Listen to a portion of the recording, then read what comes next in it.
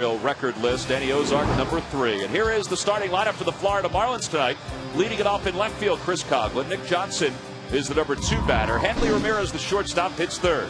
Jorge Cantu is the cleanup hitter for Florida. Dan Uggla bats 5th. Cody Ross is in right field tonight. He'll hit 6th. Ronnie Paulino does the catching. He'll bat 7th. Emilio Bonifacio makes the start at center field, hitting 8th. And batting 9th and pitching is Sean West. One lefty to another. It'll be Cole Hamels making his 22nd start of the year, 7-6 with a 4.68 ERA. I think right-handers hitting him really well at 307. Left-handers just 220, and they'll start the game off with a couple of left-handed hitters. Will the Florida Marlins? There are the numbers on Cole. Just, you know, the only thing that really jumps out as a good number there is walk-strikeout ratio is very good. That's what he does when he pitches well. He pitches well when he's down in the zone with his fastball and able to use his changeup effectively. And Phillies really expect a good game out of Cole Hamels here tonight. We'll see what happens. He hasn't beaten the Marlins for a while. Yeah, overall, this is his 10th start against Florida. He's 2-4 with a 3.95 ERA, but he hasn't beaten the Marlins since September of 2006. In fact, the Phillies as a team are 1-5 in his last 6 starts against Florida. So we're underway. This fastball taken for strike 1. The fastball came in at 91 miles an hour against Chris Coghlan. Coghlan was 2 for 5 in last night's ball game. Top 3 guys in their order since they've added Nick Johnson. It really has been swinging the bats well for them and table setting very well. Coghlan's a good looking young hitter. He has 6 straight. There's Nick. He has 6 straight multi-hit games. Well, last night, those 3, Coghlan, Johnson, and Ramirez, who you saw the top of in that dugout shot, were combined 6 for 13. And just the opposite for the Phillies last night, where the top of their order really struggled. 2-2 the count to Coghlan.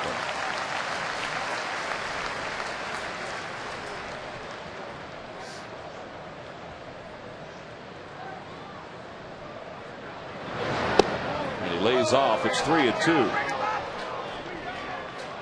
Last year, Cole finished the regular season with 14 victories and 10 losses, but the number that was really impressive was the ERA, 3.09. And that's in the air to right center field. It's well hit, and the Marlins are going to have a 1-0 lead.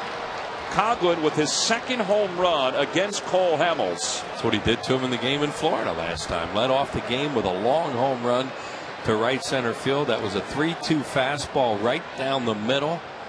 And that kid's a good-looking young hitter. Watch where this pitch is. It's supposed to be away. It's supposed to be out here. It's right there. Bang. 1-0. And that's a long one, too. Oh, yeah. He hit that. 6th home run of the year for Coghlan. It's the 19th that Cole has surrendered this season. And here's Nick Johnson. Well, he threw a 2-2 curveball. You know, we talk about that stuff a lot of times. He's only the first hitter of the game, but a 2-2 curveball, you miss with it, you almost have to throw a fastball on 3-2. And he was in that trap, threw the fastball, and it's 1-0. 1 ball, 1 strike, the count to Nick Johnson. Well, a lot of times when you throw a breaking ball and you get behind, if you don't get that thing for a strike, you get behind, you don't want to walk the hitter.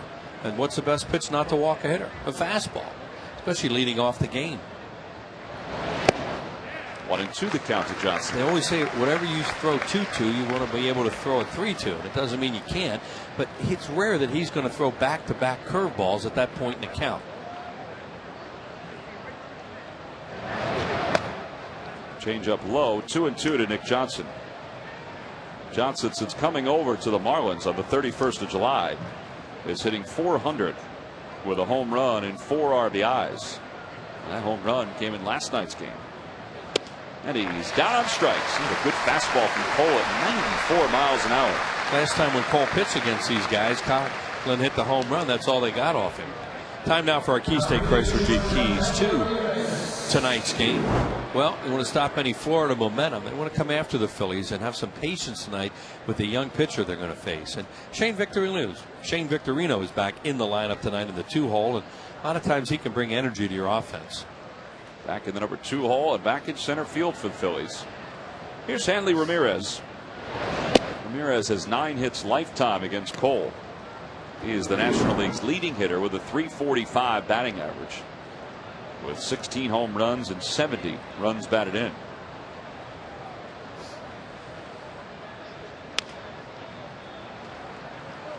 Ramirez is second among National League shortstops in home runs. The leader is Troy Tulowitzki of Colorado, who has 20. He has 16, and Jimmy Rollins has 12 of his 13 home runs as a shortstop.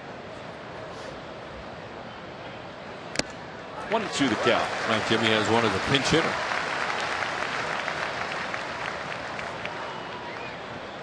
Jimmy, if you look at some of his numbers, he's starting to rise up the ranks, not only among shortstops, but in some of the other categories, offensive categories, including runs scored. And Ramirez down on strikes, 2 away. Another good fastball at 95 miles an hour. Yeah, he's come out throwing the ball well, and I'm sure he's second guessing himself for that 2-2 hook to get in that spot where he had to throw the fastball, because now he's just come out and pumped some fastballs by 2 pretty good hitters. And you know, that's in a hit me area too, and he just threw it right by Hanley Ramirez. Cole with 109 strikeouts now this season, a little more than 123 innings of work. And the batter Jorge Cantu. Cantu behind the fastball there, and it's 0-1.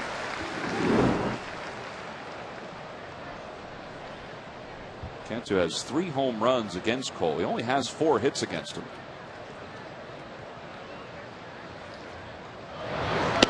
Oh, and 2 the count. Good command with his fastball, except for the home run pitch.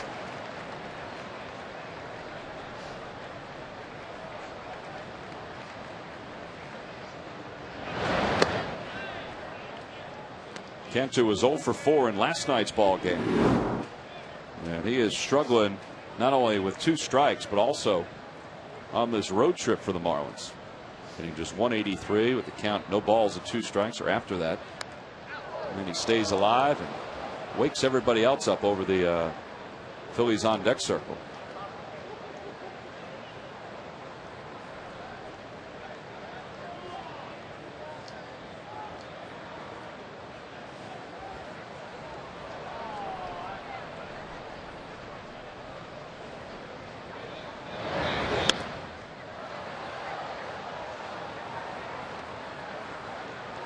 With the acquisition of Nick Johnson, Cantu has moved over to third base for the Marlins. And Emilio Bonifacio, who has committed 15 errors, moves to other spots in this lineup, whether it be at second base, whether it be in center field. And that's a roller right at shortstop. Jimmy's got it, bobbles, picks it up, has time, and a nice play by Ryan Howard. Not only to scoop that ball, but to hang on to the bag. Well, the big man using every inch of his frame to make that play.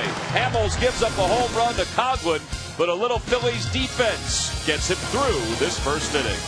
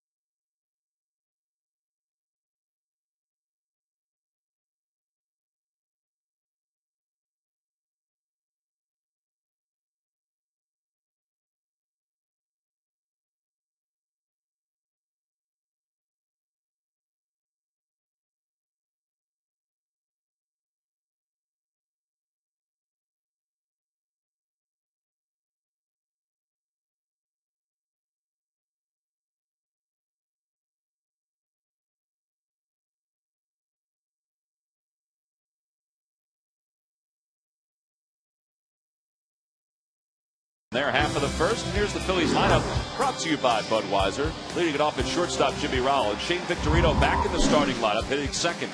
Chase Utley, the second baseman, bats third, followed by the cleanup batter, Ryan Howard. Jason Worth flip-flops with Raul Ibanez. He'll hit fifth. Ibanez hits sixth. Pedro Feliz, the third baseman, bats seventh. Batting eighth and catching, Carlos Ruiz. And, of course, on the mound, hitting ninth, is left-hander Cole Hamels. And they'll face young left-hander. He's a big one. 6'8" Sean West, 23-year-old from Shreveport, Louisiana. Former #1 picks, 22nd overall back in June of 2005. Back and forth to the minor leagues this year. This is reports we have on him. And he can have some control issues. You see his walk-strikeout ratio not very good. In fact, last year he walked 60 batters in 101 innings of work. Well, that was a point about you need to have some patience with a kid like this because you haven't seen him yet. And Jimmy swings at the second pitch and flares it down the right field line. It's a foul ball. And the count, 1 ball and 1 strike.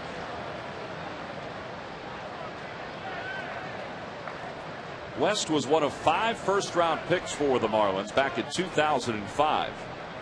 One of the others, Chris Volstad, started the final game of the series for the Marlins against the Washington Nationals.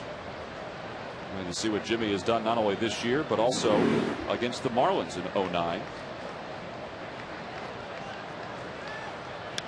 And the count, 1 ball and 2 strikes. The Lucky McDonald's Phillies home run jackpot contestant is Scott Johnson of Dover, Delaware. If the Phillies hit a home run in tonight's ball game, then Scott will win $100.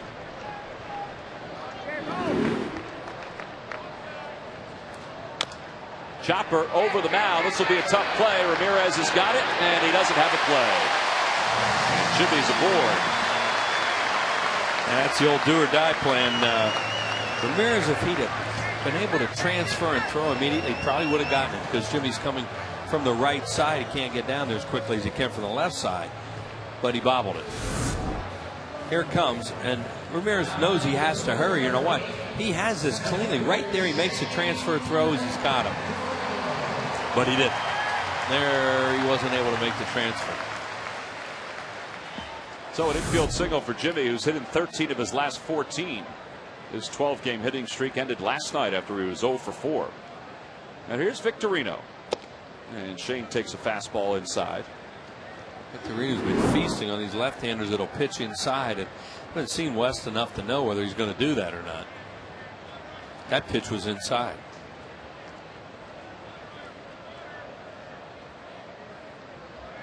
Pulls that one foul, and it's 1-1. That's what he does. You pitch him inside from the right side by a left-handed pitcher, and it looked like Rollins was a little gimpy when he went back to first base. You know, it wasn't a pronounced limp, but there was a little hitch in the giddy up. Yeah, right there. Yeah. Watch Jimmy as he takes his lead off first. See if he loosens that up a little bit. It could be 2. Ramirez to second for 1. It's going to be an easy 6-4-3 double play, 2 away. And Rollins didn't run very well. He peeled off, in fact. Of course, he was out by 30 feet as hard as that ball was hit. But he is a little slow going back to the dugout. It's that time of the year where these little injuries can be rather nagging. Shane Victorino's been battling some leg problems. 2 outs for Chase. Jimmy will go back to the dugout. A little bit of a grimace on his face. Mom's not right, that's for sure. Nope. Chase 2 for 12 on this homestand. And he has scuffled some since the All-Star break. He's hitting just .234 since the break. A couple home runs, 10 RBIs.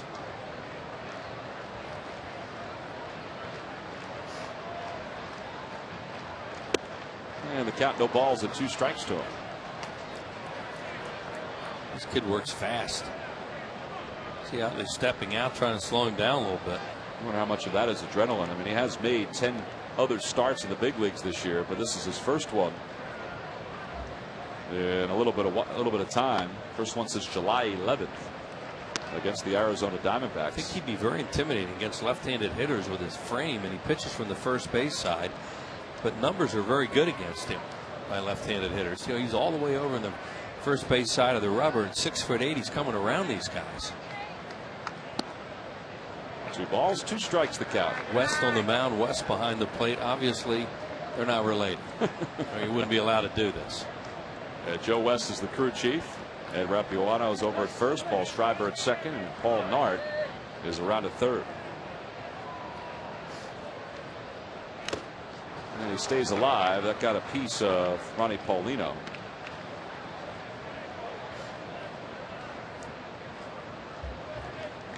So Joe West gives him a few moments, get his bearings. Ooh, got them both of them. Yeah. I thought I saw Cowboys mask move there. They helping each other out with a little time. 3-2 the count to Chase. Paulino took the initial bolt though. Joe got the deflection. Ryan Howard waits on deck.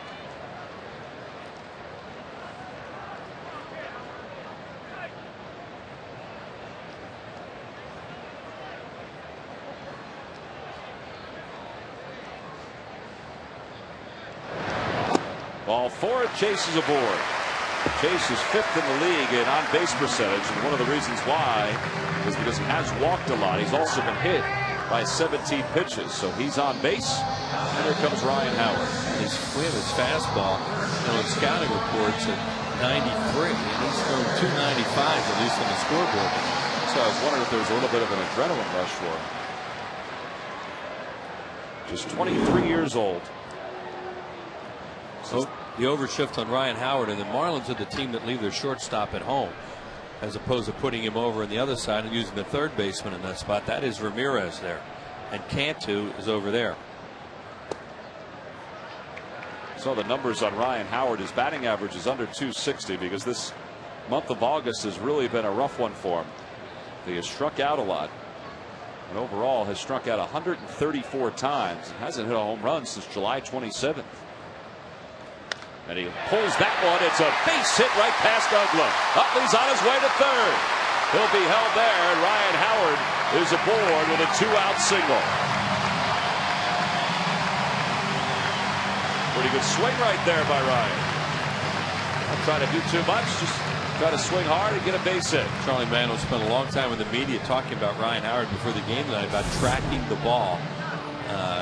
That was a fastball, pretty sure. And a little bit middle in. He had a nice swing on it.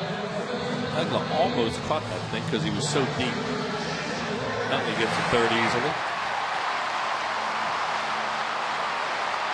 Tracking the ball, meaning seeing it out of the pitcher's hand and having some rhythm, having a feel for what it is. Now, ideally you want to pick up spin when it leaves the pitcher's hand. Some guys don't go on that. Some guys don't pick up spin. If you do, you have a good chance to identify what he's throwing. Well, with 2 outs, here's Jason Worth, who takes a fastball for a strike. Jason overall, as you saw, hitting .266 with 23 home runs, a career high 69 RBIs.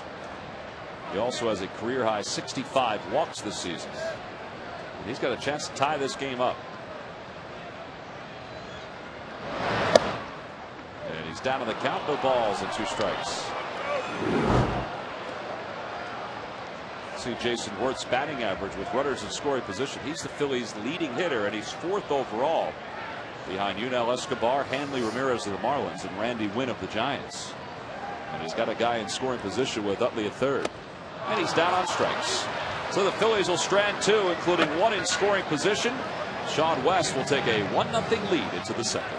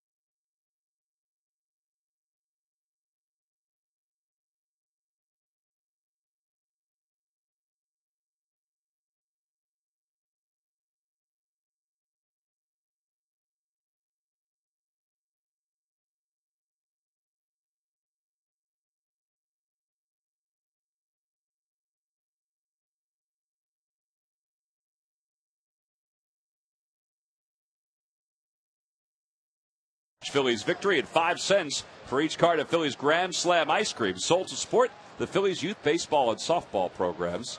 Wheels, that youngster's got your binoculars. They look like mine, don't they? They do. Did somebody give them to him? I think he's even looking in the right end. It's pretty good.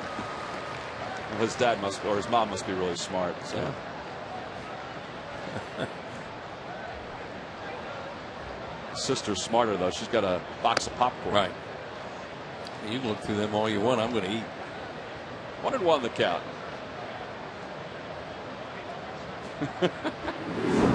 Dan Uglow, 20 home runs and 58 RBIs. He's got a 5-game hitting streak. I wonder what he's looking at. Both these young left-handers come out with good fastballs tonight. He's probably looking for the fanatic.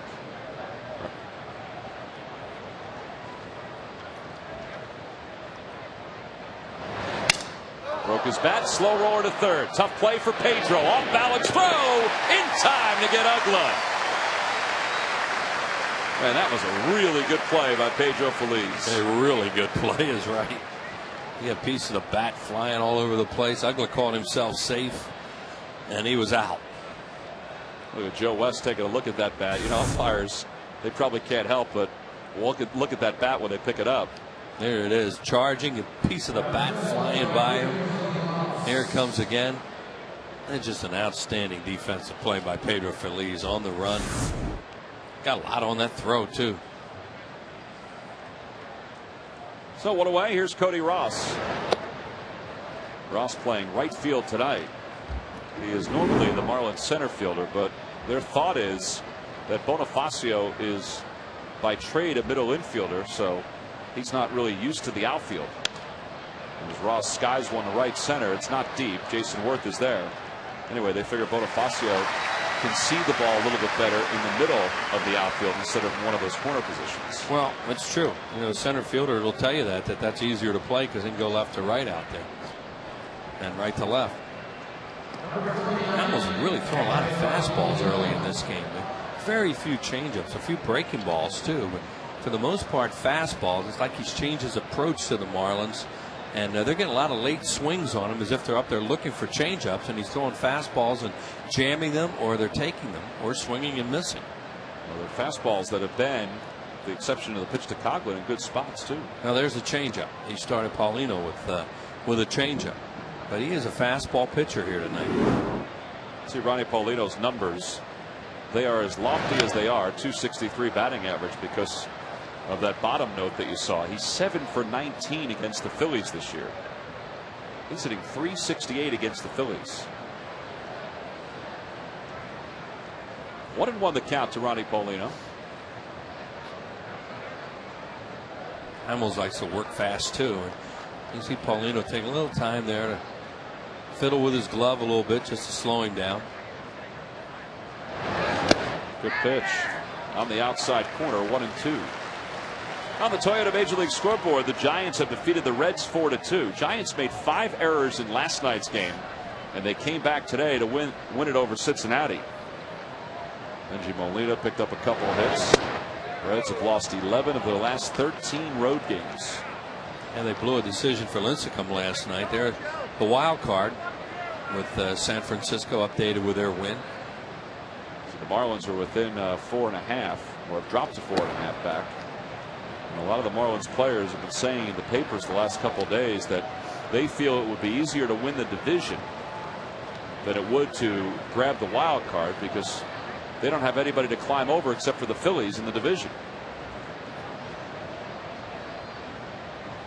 And a change up, and Paulino's out in front.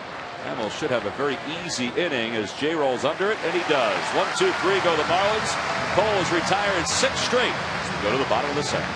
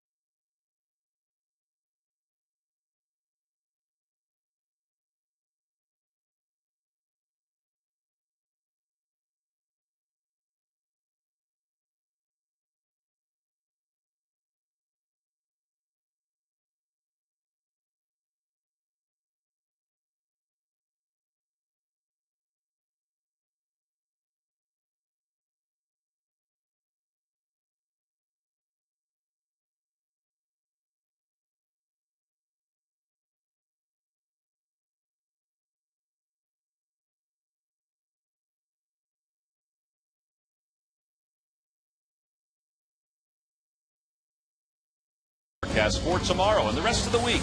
MyPHL 17's News at 10, powered by NBC 10, tonight on MyPHL 17.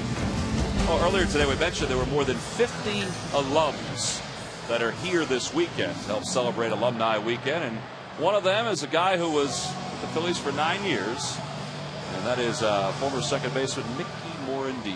How you doing, guys? Mick? Doing all right? I'm doing great. Anytime I'm in Philadelphia, I'm doing great. 1995 National League All-Stars we see there on the graphic. We're watching Raul Ibanez dig things in. It must be kind of neat to come back and hear all the reaction from the fans. It's awesome. It's truly awesome. I just wish I could have played in this stadium. Oh, boy. Oh, I think that's what everybody's I might have hit 40 career homes. I was going to say, you'd have fired some out to left center in this place, wouldn't you? It's been fun. You could hit the ball to left center. Hey, you and I were talking before you came on about all the Hall of Famers here tonight. And I couldn't help but think, seeing you, that a guy retired from Major League Baseball is going to be a Hall of Famer in his first year, and you used to wear him out, and that's Greg Maddux. Yeah, he was. He used to wear that team out. I don't know what it was about Atlanta, but I had a lot of success off of that whole staff, and they're all Hall of Fame pitchers on that staff. So it's just one of those things where I saw the ball well and played well against them. Well, they throw you strikes, that's for sure. That's true. Even the one 6 inches off the plate, they got called for strikes. Hey, how about the fact that, I mean, there is a chance that Maddux and Glavine both go in at the same time, and obviously Smoltz can. I mean, Smoltz has been designated for assignment, but think about that 2/5 of that rotation can go into the Hall of Fame at the same time. And well, you know, they were a big part of what they did for 14, 15 years there in a row, where they won the pennant and went to the World Series and all that stuff. So it was an awesome team. Now, Mickey, I feel old when I see a guy like Sean West on the mound, who was born after I graduated from high school. I mean, how does it make you feel when you see guys that you played with, your contemporaries, that are eligible for the Hall of Fame or getting into the Hall of Fame? It makes me feel kind of young still, I guess. But it was funny today. I'm signing autographs out here, and an 18, 19-year-old kid comes up to me. Ibanez trying to leg it out, and a high throw gives him first base. And says, I used to watch you when I was young. That makes me feel old. Get used to it. Yeah. Well, we were saying how the reaction of the fans has been so incredible these last couple of days, and that 93 team which you played on, the reaction from the fans seems to be loud everywhere you guys go. I mean, is it neat to catch up with those guys that you played with? Oh, absolutely. And I'm fortunate enough, I do the fantasy camp in January and see a lot of the guys down there. But it was just a real special group. We bonded real well, and we were gritty and dirty, and that's what the city likes to see on the baseball field. Great situation that year too with. There were some platoons. It wasn't a strict platoon with you and Mariano Duncan, but still, what a great job you two did at that position. Yeah, there were, we had left field kind of a platoon, right field was kind of a platoon, second base, but everybody understood their role, accepted their role, and that's what made that team so great. Pedro Phillies the batter, and the count no balls at 2 strikes. Watching Dave Hollins walk out there tonight with that. You start laughing right away. But that's what we all do. Boy, he could police some. He and Darren Dalton were tough in that clubhouse. They were, and that was a great clubhouse, and we policed ourselves that year. The coaches did their coaching, but that was really where it ended, and we policed ourselves, and that's what made it so great. What was Fregosi like to play for? He was great to play for, and he knew what kind of team we had, and he let us police ourselves. And if there was a situation where we couldn't police ourselves, that's when he would step in. But he had the respect of all the players, and it's always a great situation when I get to see Jimmy. 1-2 the count to Pedro Feliz. And he hits one in the air to left field. Pretty deep. Looks like it's playable for Coghlan going back, and he makes the leaping grab. And Ibanez will have to cross back over to second before he goes back to first. Coghlan was a second baseman who they're having play in the outfield right now so they can get his bat in the lineup. And he's doing a pretty good job in left field. He can really swing the bat, but that was a good play. He may have turned his ankle on that catch, too, as he went up. And I think when he landed, he may have landed awkwardly. Well, it would be like, Mickey, the second baseman going out there and trying to make a play like that, huh? Well, second basemen are all athletes. So they can make that adjustment to the outfield. Right, a middle infielder, no doubt about it, right? Well, he liked that play. In fact, they have 2 second basemen who are playing the outfield. Bonifacio, who's in center, and Coghlan, who's in left. Here's Carlos Ruiz with one away. And that one nearly hit him. Mickey, we're talking about, you guys policing yourself so well. That's what this club does. And it seems to me that, those are the teams that do have the most success when you have enough leadership in the clubhouse to get through a season. Yeah, the camaraderie is key to having a successful team. And obviously, winning's a big part of it. It's a lot easier to do that when you're winning. But, this team's great about it, too. They got enough leadership on this team from within that, Charlie can manage and make the situational decisions on the field, but he doesn't have to do anything outside when bad things come up. These guys police themselves very well. 2-0 the count to Carlos Ruiz. And a chopper toward third. That'll be a foul ball.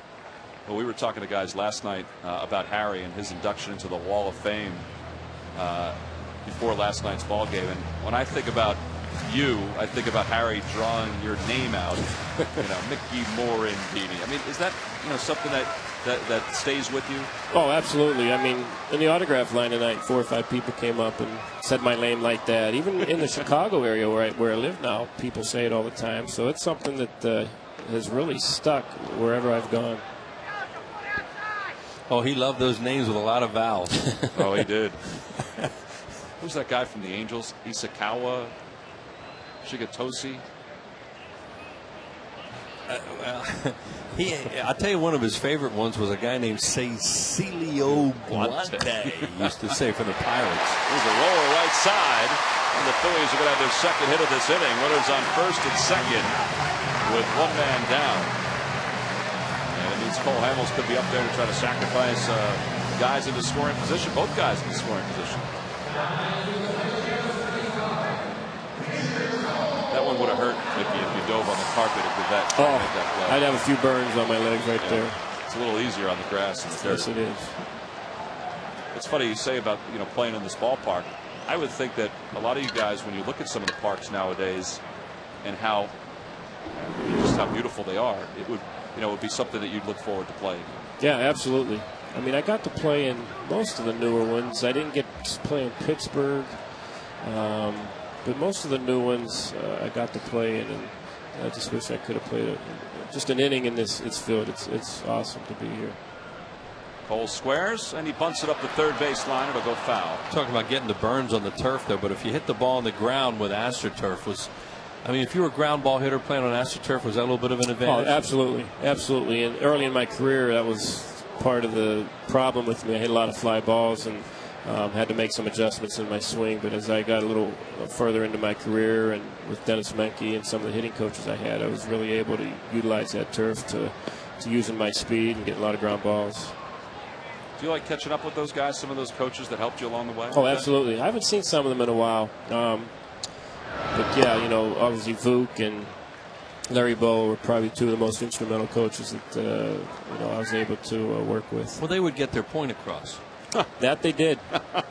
That they did. Yeah, when they're standing at the top of the railing there when you're coming in after you failed to cover first on a bunt, usually didn't do that again once you did it once. I was going to say, did they have to say anything or they just stare? Vuk pretty much stared. Bo, believe me, Bo would say something. He'd be yelling at you while you're on the field there. It was quite humorous. Vuk would go one of 2 ways. He would either get you right after the game or he'd freeze you. Right. We used to say we've got the freeze on. That means you did something wrong and they're not talking to you. And when the freeze was on, boy, you never knew how long it was going to last. You say, how long did it take? Oh, it depends. Until you did something good again, usually. Attaboy, Mickey. Yeah. He'd say to me, that was a good bunt. That is a very good bunt. Oh, and Hamels is going to be safe at first. Good hustle. Well, that's the thing. That's what set that up, is the fact that he hustled up the first base line and put pressure on West to make that play. So a break for the Phillies, and they've got the bases loaded with 1 man down. They show 1-0.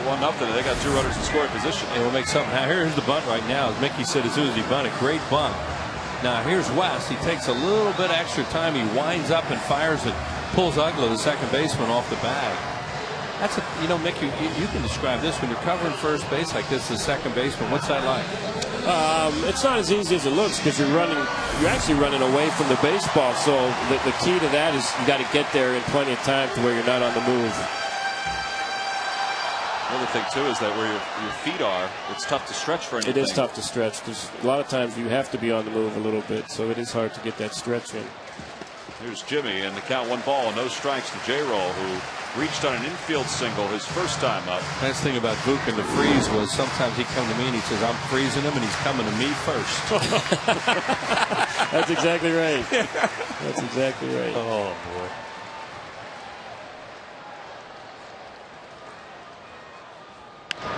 A chopper foul, and the count 1-1 to Jimmy. Jimmy, since the All-Star break, leads the Phillies with 17 RBIs, 17 runs scored. And this is kind of strange. He also leads them in home runs. Well, that's not a good thing. He's got 6 since the All-Star break.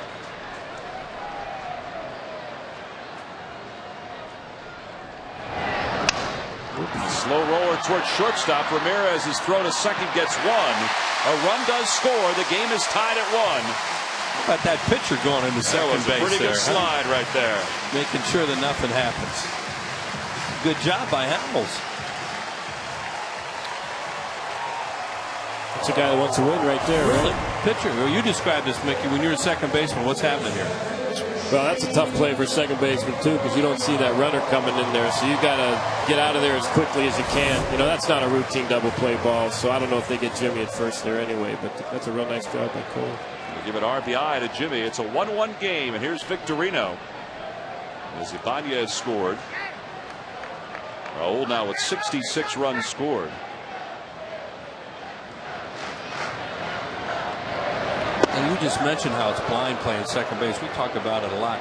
There are different ways, aren't there, for a second baseman to approach the bag on a double play? Yeah, there's a lot of different ways. It depends on one. For me, it was where that throw was coming from, how hard the ball was hit, who was running. So a lot of things play a role in it, but most importantly, you want to get up off the ground once you make that throw so your knees are free of any injury. Line drive off the glove of Ramirez, and the Phillies are going to have the lead. Ruiz scores from third. It'll be an RBI base hit for Victorino, and it's 2-1 in favor of the Phils. Good things happen when you put the ball in play and hit it hard. And Victorino with his 50th RBI of the year. The Phillies still have runners on first and second. Oh, here's a look, and Shane does smoke this. See Ramirez, he dives for it. He hopes the ball's going to go in his glove and catch him more than anything. And that thing was really hit hard. It stayed down. His glove was up a little bit. So 6 hits for the Phillies against Sean West. Mark Wiley's out to the mound to talk with his young left-hander. Hey, Mickey, here comes Chase Utley up to the plate. Even back in the days when you guys played, middle infielders, you didn't look at that many guys that would hit a lot of home runs, you know, be power hitters. Has the game changed a lot that way? It has changed. It started to change a little bit more towards the end of my career, where your middle infielders were run producers, and you know, Ryan Sandberg kind of started that, hitting home runs and things like that, and Cal Ripken. But nowadays, your middle infielders sometimes are one of your best power hitters. You know, Hanley Ramirez is a great, you know, he hits home runs, and Agla hits home runs on the Marlins, and both our guys hit home runs. So the game has definitely changed in that aspect. You don't see too many guys out there just for defensive purposes anymore. It's amazing the way it's changed as far as the guys, how much power they have now in middle infielders. Chase walked his first time up, and he takes one for a strike. Mickey, let's think back to that 93 season. You guys led from wire to wire. I mean, this team is up by 6 games right now. Can you remember what August and September were like? I mean, when you're trying to put the whole race away? I mean, it's a grind. You know, August is a grind month with the heat, and it was a grind month for us. And we went through a little stretch there, and I think it was mid to late July, where we were struggling a little bit, and the lead got down to a few games. I think it was the Cardinals that were chasing us. But we had, like I said, we had such a great leadership group that we were able to play through that and get everything straightened out. You just got to play it game by game, and just don't get complacent. I was going to say, it must be tough. I mean, I know you guys don't do this, and your leadership allows this, and you know Milt was part of that. You just don't take it for granted. I mean, a 6-game lead right now, it's still middle of August, so you've got to be able to build on that. Oh, absolutely, and this is an important series here. You'd like to see them, you know, by the end of the weekend, be up 8. You know, that would be, you know, it could be a 2-game swing there, 4 games or 8 games. So that's a big swing when you're playing guys in the low division. All right, well, the Phillies get 2 here, so they take a 2-1 lead. Nick, thanks.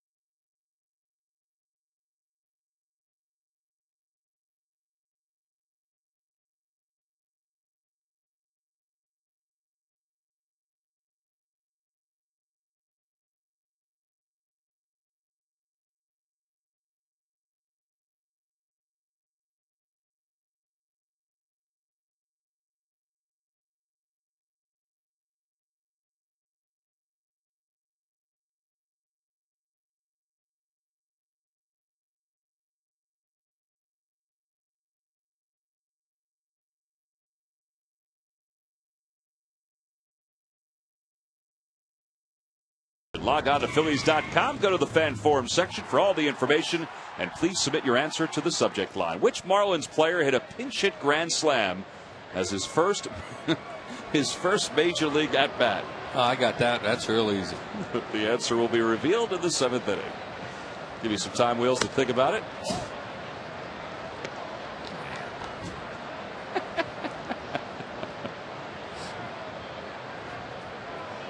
Emilio Bonifacio leads things off. The count 1 ball and no strikes. Bonifacio hitting .246 with a home run and 46 RBIs. Now to the defense of that question. His name has popped up from time to time the last few years. Oh, yeah? Yeah.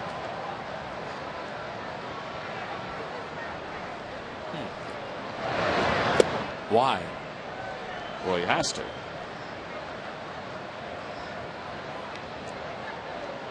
He plays. Oh, he still plays? Yeah. Okay. 3-1 to Bonifacio. I really want to see Cole Hamels come out and have that proverbial nice clean inning. You get the 8-9 hitters up, and you just got the lead, and he helped get the lead. Mickey said when he was in there that was not a double play ball necessarily, but Cole Hamels made sure it wasn't. That was a really aggressive slide he made into Ugley. Surprised Ugley, I think. Yeah, he was close to the bag when he went in, and it was a baseball player's slide. I mean, he was designing his path to break up that double play. Well, I don't think Ugley anticipated the fact that he was going to have to get up and get out of there with a pitcher coming back.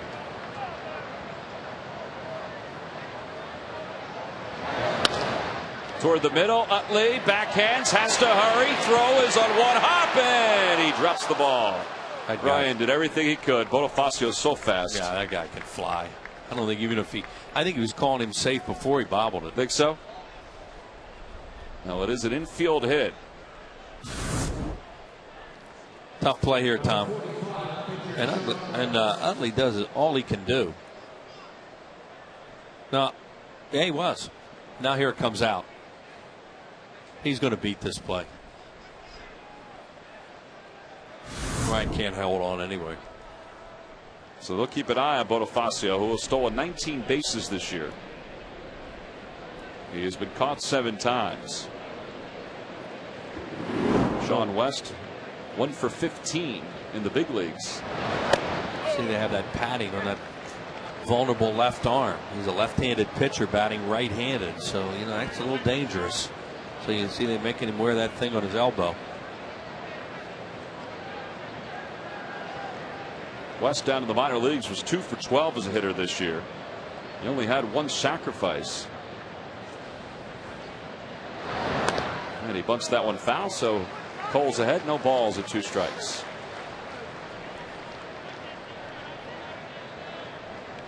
Mention that West was one of 5 first-round picks in 2005 for the Marlins. All 5 were pitchers. Now they've gotten rid of 1. Aaron Thompson was the 2nd pitcher taken, and he was sent to the Nationals for Nick Johnson. But 5 first-round picks, and all 5 were pitchers. Wow. And that's stockpiling.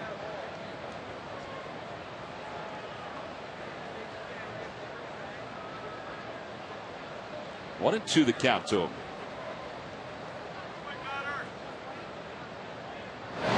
And he bunts it toward first. That's a pretty good bunt as it stays fair. Ryan Howard applies the tag, and the sacrifice is successful. 1 away. Well, the San Francisco Giants will be here beginning Tuesday, September 1st at 7:05. They'll be here for 3 games. Take advantage of the end of the summer. You can order your tickets now by logging on to Phillies.com. There's still some good seats still available for that series and just about all the series in September, including that middle one against the Washington Nationals. Well, back to the top of the order, and here's Coghlan, who homered his first time up.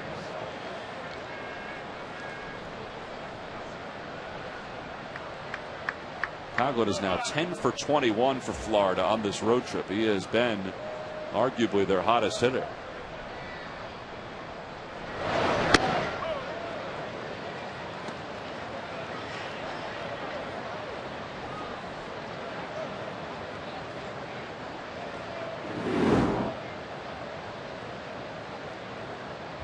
He had good numbers down in the minor leagues with runners in scoring position as well, and he's hitting .318 here in the big leagues. 2-0 the count. I'm talking to Tommy Hutton about him before the game. You know what a good hitter he's turning out to be, and they had to find a position for him because we mentioned he was a second baseman, and you know that wasn't going to work out for him. There's Hutton. He was part of the great alumni night here at Citizens Bank Park, and he made a really nice play in left field on that ball that was hit out there by Phillie. 2-1 the count. On the Toyota Major League scoreboard, the Yankees have shut out the Red Sox 5-0. So the Red Sox have now gone 2 games without scoring. Last night was that long extra inning game that was won by Alex Rodriguez. That's 15 innings last night and 9 without scoring, and who knows how many before that. Well, look at the breathing room the Yankees have put together in the American League East. 5.5 games ahead of the Red Sox, and the Yankees have won 6 straight. Right, and they hadn't beaten the Red Sox this year because they got off to such a slow start, and now they're handling them. You know, they've won 3 in a row, and they'll go for the series sweep tomorrow afternoon. Hard to believe that team would go that long without scoring, and in the ballpark in Yankee Stadium where the ball's been flying out of there.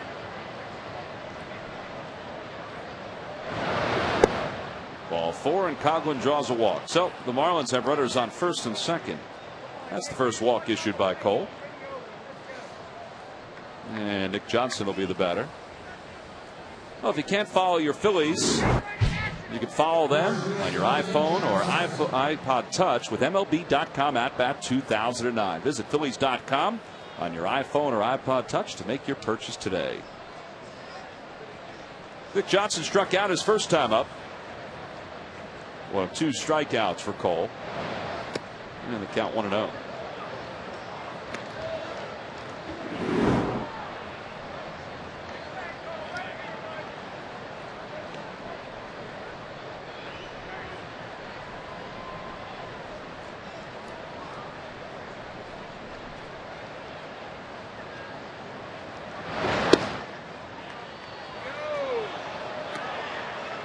Lost his fastball command a little bit in this inning. First 2 innings, boy, Cole Hamels was right there with his fastball. Now a little bit wild with it, and a couple of guys that take some pitches, especially Nick Johnson. And you see Coghlan is a disciplined hitter too.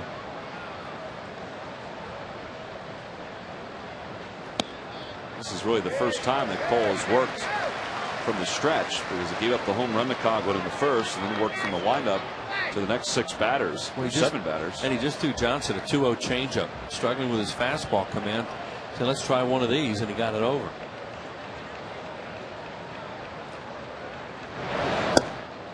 Three and 1 the count to Johnson.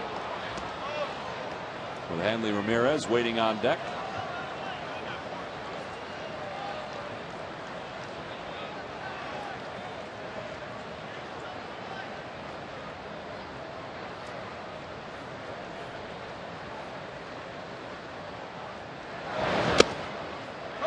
It's full 3-2. Cole now has 5 3-ball counts in this game. That's why here in the 3rd inning his pitch count is relatively high. Yep, they're doing a good job of working his pitch count up to the point where you don't think he's going to go real deep into the game unless get some easier innings. This will be the 54th pitch of the outing for Cole. And it's ball 4. And the bases are now loaded. So back-to-back walks. And Rich Dubie's headed out to the mound to try to give his left-hander a little time to take a breath. You know, his last outing, he had retired 10 straight against the Giants before Barry Zito had that single up the middle. You know, and after that, things really started to unravel. I mean, he hasn't had the same kind of domination here yet, or he hadn't. He had retired 6 straight since the home run, but you know, he is labored here in this 3rd. No, and that's one thing a pitching coach wants to do is come out and just, you know, just slow things up a little bit. A lot of times they're not going to talk much about pitch selection or delivery or those kind of things. That's what happened with Cole Sunday to the Giants, a game Tommy's talking about. Bases loaded right now, but you know, just kind of maybe just slowing down a little bit. Base runners get slower as they move from 3rd to 1st. Bonifacio to Coghlan to Nick Johnson, and here's Hanley Ramirez, who struck out his first time up. And he has good numbers with the bases loaded, including 3 grand slams this year. And takes a big healthy cut and a miss at that pitch. Man, he went up there swinging fastball and he got one. Phillies play the infield at double play depth, leading it 2-1 here in the third.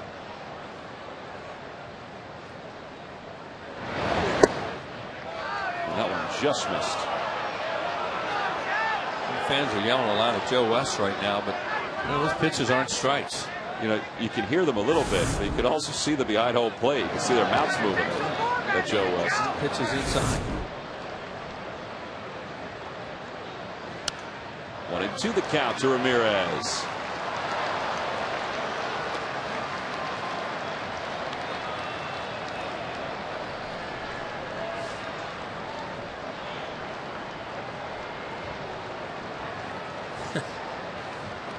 There's his Parker Meridian pen. Well, the best pen's going right now. Right. All you got to do is spend a night at the Le Parker Meridian Hotel in New York.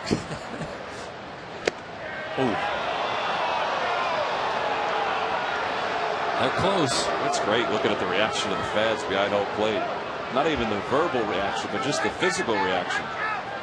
Like Joe's getting a little bit from the dugout now. 2-2 to Ramirez. Towards second base on one hop. Chase knocks it down to second for one. They're not going to get two. And the Marlins are going to tie this game up. Bonifacio scores from third. Ramirez does run well. And there's 2 outs here at the top of the third. The only chance for that to be a double play is if Utley had fielded it cleanly on that short hop and wasn't able to do it. Ball's hit really hard and tough little short hop, jumps up and hits him. And now he gets the out at second. Jimmy just holds on, tie game.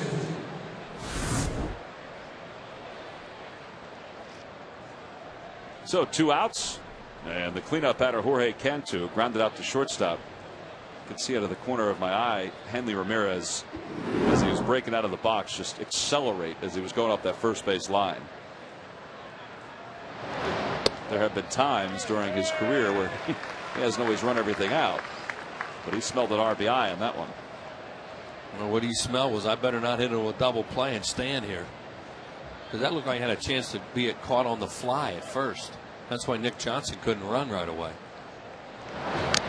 0-2 to Cantu.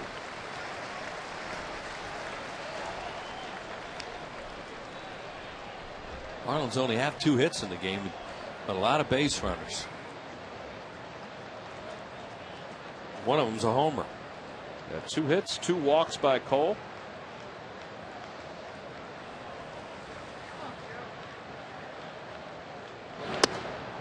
Just bent it back a little bit. Well, you saw what Ruiz did there. He tried to intentionally throw a high fastball to get him to chase, but it was too high. Oh, there's trouble. Fanatic visiting Harry the Cage out in left field. Ooh. Double steal. Ruiz throws to third, and he's safe at third base. I don't know if Cantu missed some kind of a sign, but there's 2 outs. Coghlan was coming down the third base line. Ramirez was breaking from first. I'm not sure if they were, they were trying to draw a throw to second. Well, that's what they'll try to do. They may have been trying to get, a rundown where you can steal home then. In other words, what you're trying to do with a left-handed pitcher is have the runner between first and second get the left-handed pitcher's attention. That's when you do that play with 2 strikes. And just back in time. Just back, yep. So runners on second and third, 2-2 the count. And a check swing foul ball. The reason you say you do it with a left-handed pitcher is because you hope he forgets about the guy at third because he doesn't see him.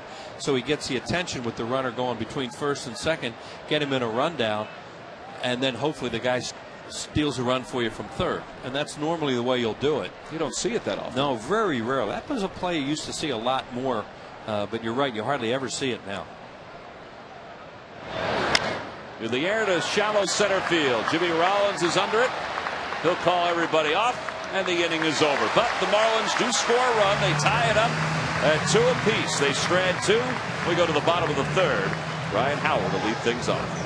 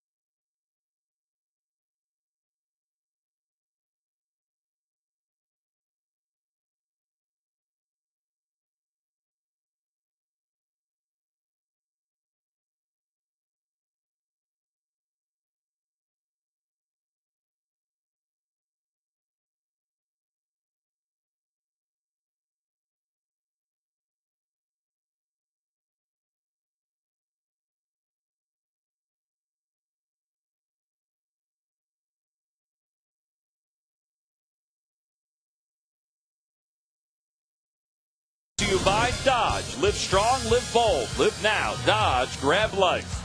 By WB Mason. Who but WB Mason for amazingly low office product prices.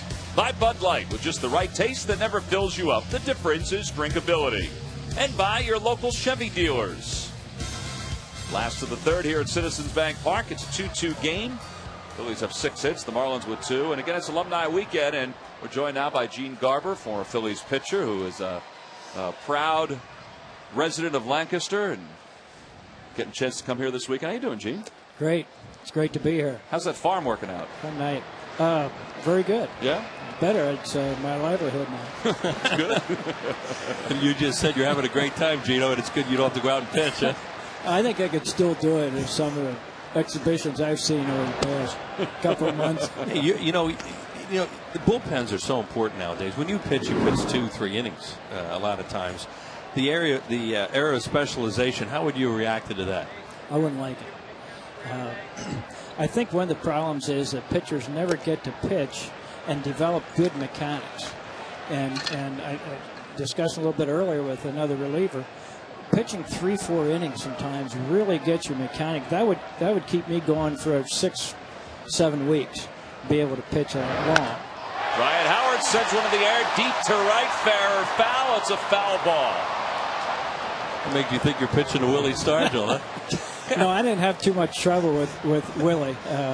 It was the guys that hit 280 and were willing to go the other way that gave me a lot of trouble.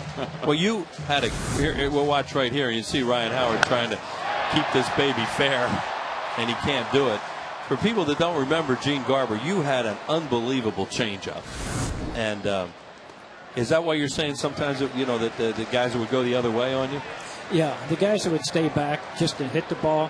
I love to see guys that really swung the bat, tried to hit it really far, because I wasn't going to give them anything hard to hit. It was going to be slow, and if they could wait back, then they might get me. But it was hard to wait back. Well, Ryan Howard draws the leadoff walk, according to the third base umpire, Paul Nart. So he's aboard to start this bottom of the third. Hey, there's a couple of things I really want to talk to you about, but I'm looking down there right now at Davey Lopes, coaching first base, and you were the pitcher that night. Was he out? Dreaded. Oh, yes, he was out. No doubt, right? No doubt. That's what I tell him all the time, too. He says he was safe. Oh, he wasn't safe. He was out, and everybody in Philly knows it. There he is.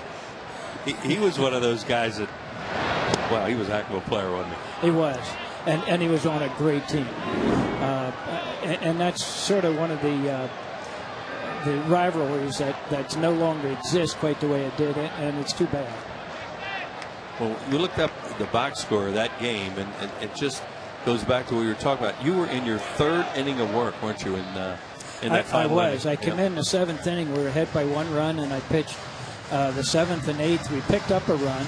I had faced and got the first 2 guys out in the 9th inning, and I had faced 8 guys and got 8 out, and the fans are cheering. There's 62,000 in the vet, just about bringing it down, and the roof fell in on Black Friday. Well, and the amazing thing is, you mentioned 62,000. That's the one thing we always talk about with this place. I mean, there's not as many people as the vet, but the electricity. As a player, I mean, you can't help but thrive off that electricity. All right, here we go. Here it is, Gino. He's out. He's out. There's no doubt about it. He's out. Hebner drop kicked his hat right over Bruce Fromming's head. Right. He ignored it. I mean, Bruce is like, I better let that one go. I'd let that one slide.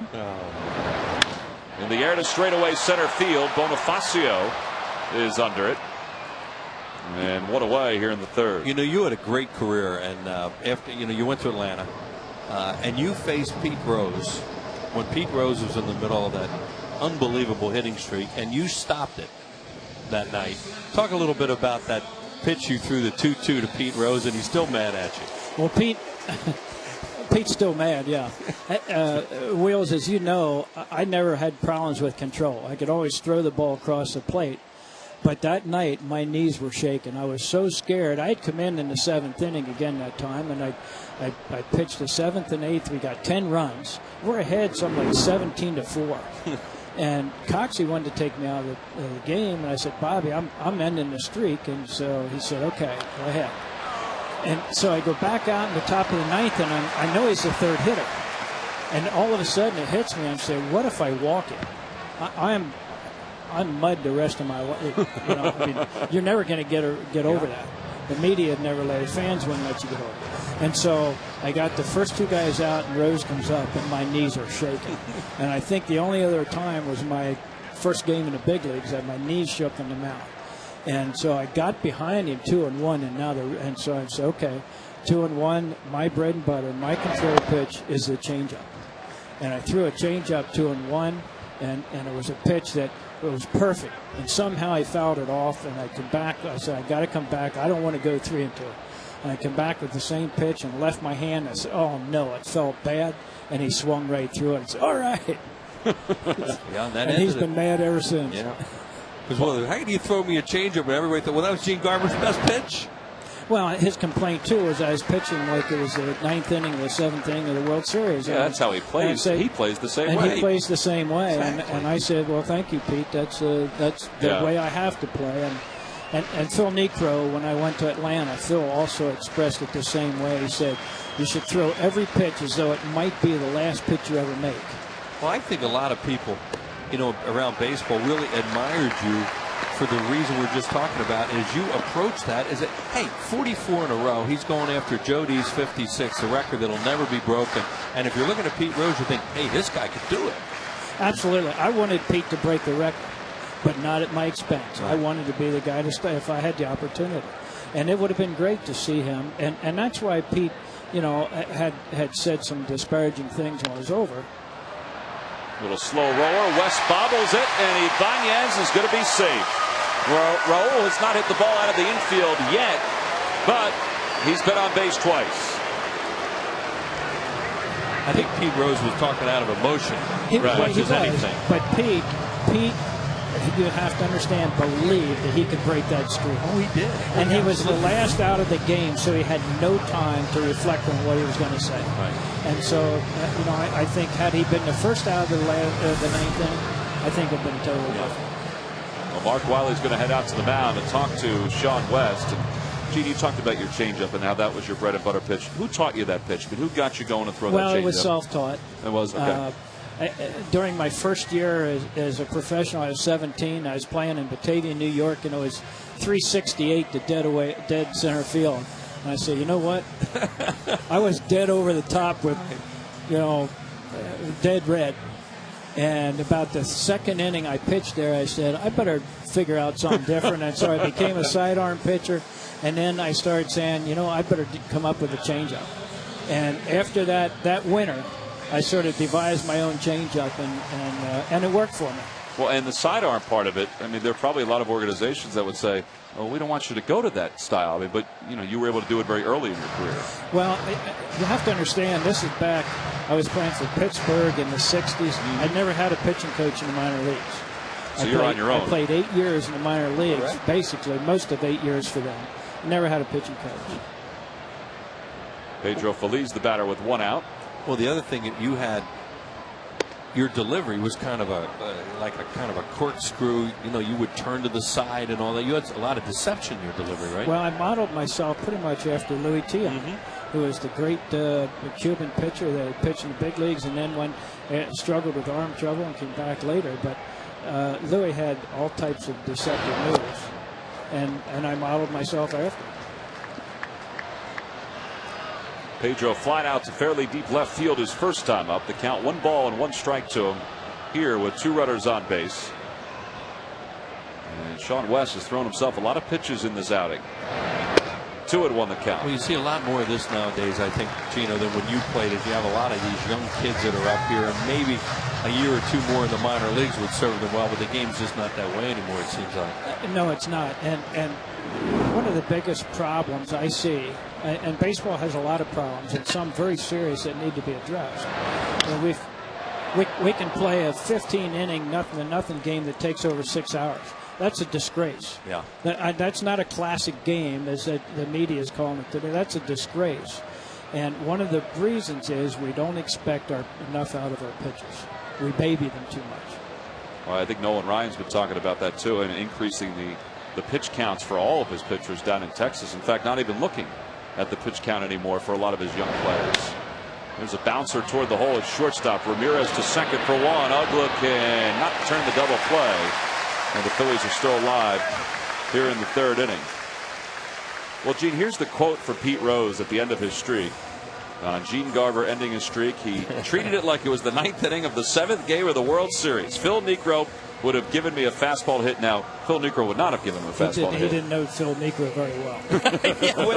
Phil Niekro was the greatest. He was the greatest competitor that I've ever met in my life. Good point. So just as a quick example, in 1982, when we left for Atlanta, we left on a 7-day trip to the West Coast, one game behind the Dodgers. And we tied it up and then went to San Diego, and Phil Niekro pitched a 2-hit shutout and hit a 3-run home run to win 3-0. He's 41 years old at the time.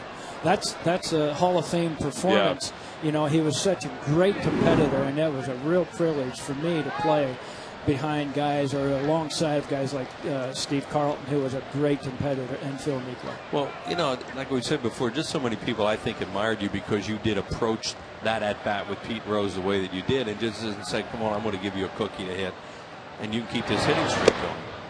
Well, I don't think Pete would have wanted to extend it that way, and I don't think any of the players would want to extend that way.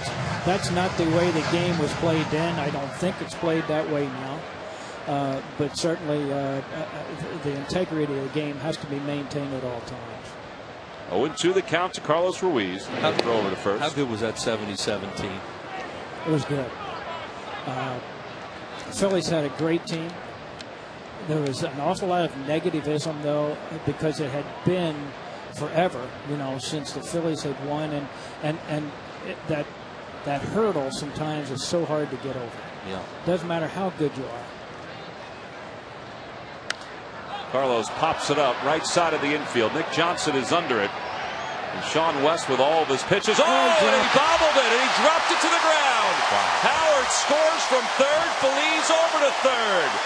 The first error in a Marlins uniform for Nick Johnson. And it came on a gimme pop-up.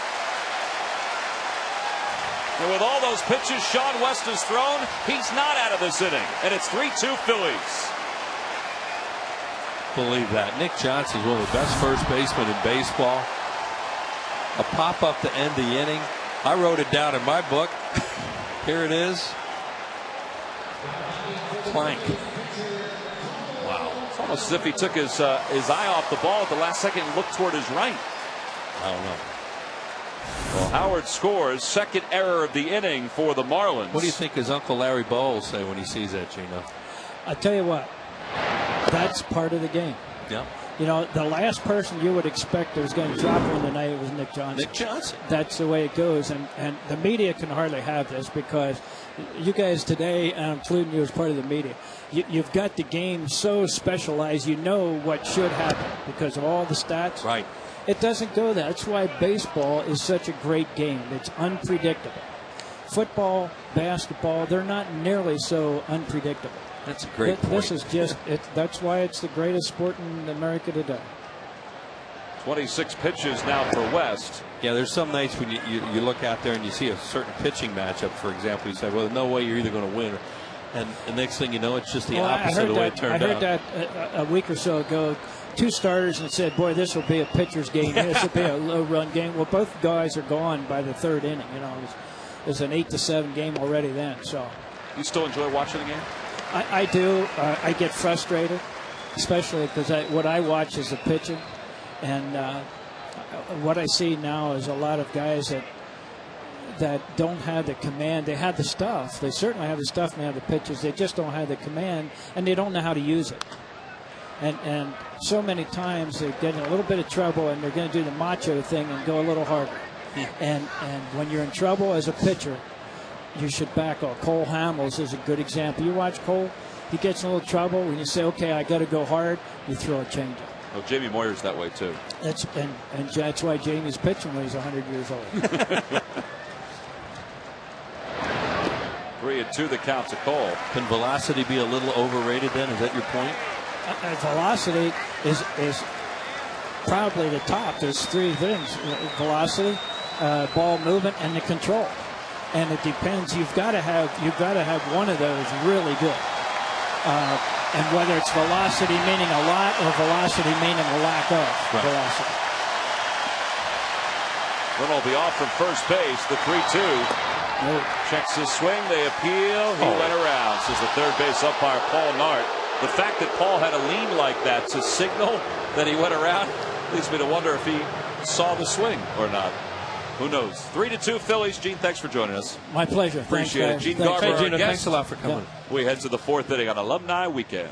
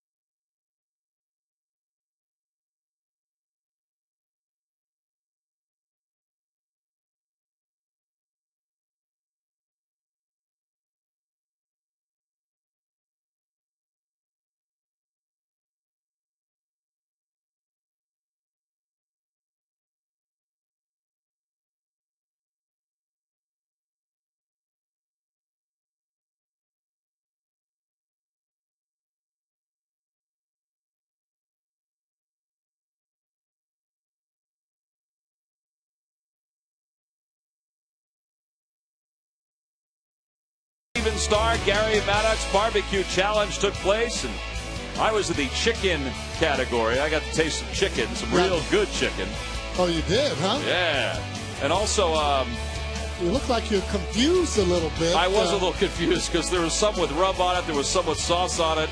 But then I handed things over to the expert for the rib competition. Oh, boy. They were good. I brought some up to the booth, and you see how serious I am? Oh, you were serious, all right. Those ribs. Oh, boy. It was nice of you to clean yourself up, too, Sarge. I tell you, what a great event. It was a great event, and there were a lot of people out there. And Bull was out there with his barbecue pit, and there were some some great ribs, some great chicken, and other things as well. I had an Italian hamburger that was outstanding. There's nothing they put in front of you that you did not eat. I kept my eye on you, from burgers to tacos. Sausage tacos, yeah, that was good too. How about the desserts? Cherry cobbler, I had that. That was really good. I only tasted it. I didn't have full. Oh, please. Full portions. There goes your diet. Let me just say my diet went a while ago. 1-1 the count to Dan Uggla as we start the top of the fourth inning. And Uggla chops one toward third. Pedro Phillies, he's made some pretty good plays tonight. Here's one away. Well, this was one of our best moments of the day. It was. That was the first ribs that they brought. You were really excited when the first rib came. And I didn't even know the camera was on, You didn't know the camera was on? No, I didn't even know they were doing the camera. So that's just, that's just really I find it very hard to believe. Because, I mean, it was delicious. I find it very hard to believe that Sarge had no idea that Jimmy, who was operating the camera, was hovering over him at that time. Honestly, I thought he was only doing you and doing the chicken. That was it? Yeah, I did. I didn't know that he was actually going to be I'm not buying it. doing me. I'm not buying it. Well, I gave Jimmy some pulled pork. What did you give him? I brought the whole box up here. He stole it. Ribs. And it was good. It really was. What a great event. Well, I'll hardly wait for next year. Well, it was a great event. And, again, if you were out on Citizens Bank Way, as we were, there was some great food. I mean, up and down that street, as Pedro can't get to that liner off the bat of Cody Ross, and it's a one-out single here in the top of the fourth inning. Well, then after the barbecue challenge took place. Sarge cleaned himself up, put a different shirt on. So this is what goes on, huh? Oh, the fanatic. Oh, boy. I got to tell you, this is just going a little bit too far that right was here. Great. Oh, and won the count to Ronnie Paulino. Having fun up here, Now, aren't you? that was funny. That was pretty good. I gotta give it to you. You know what? I'm gonna have to come up with another walk. Okay? Well, I think the thing you got to come up with is you got to button that shirt. Buttons. Okay. The shirt unbuttoned for good reason.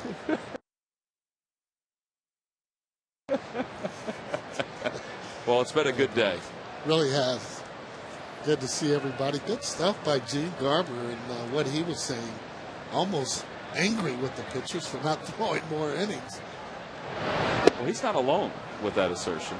Well, it's a different time, and again, when you have pitchers like a Cole Hamels or some of the guys that you've invested a lot in, you really want to see them pitch and pitch a long time. 2-1 the count to Ronnie Paulino. Territory, right side. Ryan Howard. And makes the one-handed grab. Oh, you see how much easier that ball is when you catch it with one hand? Also, the fact that he got his feet set and was in a good spot. He wasn't with his back to the infield when he made that grab. Yeah. Well, the Washington Nationals will be here in Philly beginning Tuesday, September 15th at 7:05. It's the start of a 3-game series. Nationals are playing themselves some pretty good baseball right now. They've won 6 straight, and they are winning right now, 4-2 over the Arizona.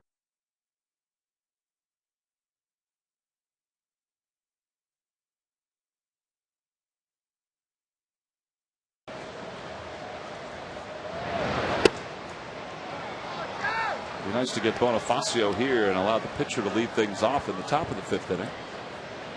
Bonifacio reached on an infield hit his first time up. Good changeup. Yeah, filthy. Not only that, had good movement on that ball. Cole seems to be a little bit more aggressive and certainly working faster, it would seem. He had a really good fastball the first couple innings of this ball game. He's always got a good change of speeds. That was the curveball. Yeah. That's the pitch. I mean, I know as a hitter, if you're throwing that curveball, changeup, fastball, it just makes it that much more difficult to hit, and especially the curveball. Changeup has that same motion as the fastball.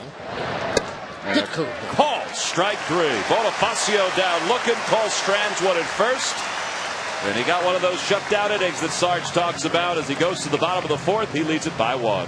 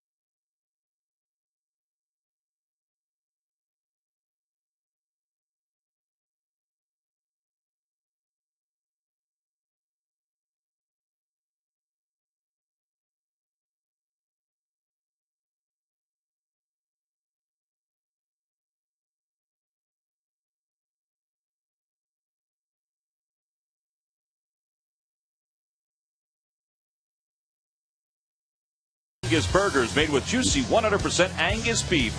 Available with premium toppings in 3 varieties for just $3.99. McDonald's, I'm loving it. By AT&T, your world delivered. By Southwest Airlines. Southwest Airlines is ready when you are. Go to southwest.com. Grab your bag. It's on. And by Bud Light. Just the right taste that never fills you up. The difference is drinkability. Bottom of the 4th inning, the top of the order is due up in front of a sold-out crowd here at Citizens Bank Park. And that young lady looks like she's a fan of everybody. Phillies logo smack dab in the middle and everybody's number around. And no doubt a fan of the guy leading things off, Jimmy Rollins, who has been on base twice, has an RBI. And he takes one for a strike. Jimmy singled his first time up, an infield single. And had a fielder's choice and a run batted in his last time to the plate.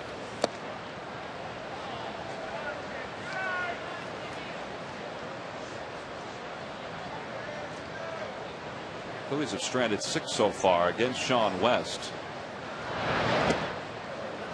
And he is certainly, as advertised, Sarge, a guy that looks like he's struggling at times with his commands. Yeah, very hittable, even though he throws the ball upwards of 94, 95. Not able to hit his corners the way that you would like for a pitcher to hit. And he pops that one up into foul territory. A long run for Nick Johnson, and he got there, but he dropped the ball. I think he was a little gun shy of Cody Ross coming at him as well. Yeah, you're right about that, too, because when you come to a new team, don't know everybody's speed. So when you're going after a ball, the last thing you want is somebody to take your legs out from underneath. You can see how he just held up. Now, usually in that situation, if you can't catch the ball, just stop and let the other fielder go all the way. There's no sense in coming over the way that Ross did in right field. Well, and if you recall, several years ago, Nick Johnson broke his leg on a similar play in fair territory with the Washington Nationals. As Jimmy shoots it toward right center, Ross is there. Nick Johnson was going back on a fly ball as the first baseman and ran into Austin Kearns and snapped his leg and was out for the next year and a half. So that, I would think, also weighs on his mind as well. Yeah, and you hear those footsteps, but you're right. That would go through your mind, and the pain that you would have when that happens. Not a good situation when you're running into those fielders at all, or the infielders, I should say, from the outfield.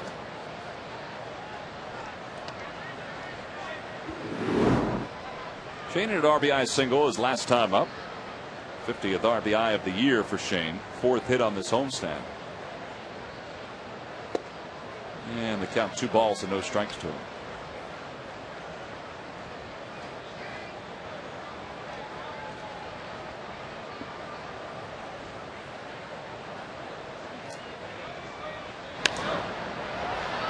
Over into foul territory. Johnson has room. And the fans were building a crescendo of noise as he was settling under it. Hey, in 2010, don't get shut out of the games you want to see here at Citizens Bank Park. You could be on deck to be among the first Phillies fans to lock in their seats with a new 2010 season ticket plan. Call 215-463-5000 and the good folks in the Phillies ticket office will be standing by to get you your information. Or you can log on to Phillies.com and again, put yourself in line for a 2010 Phillies season ticket. Here's Chase, who was walked and struck out.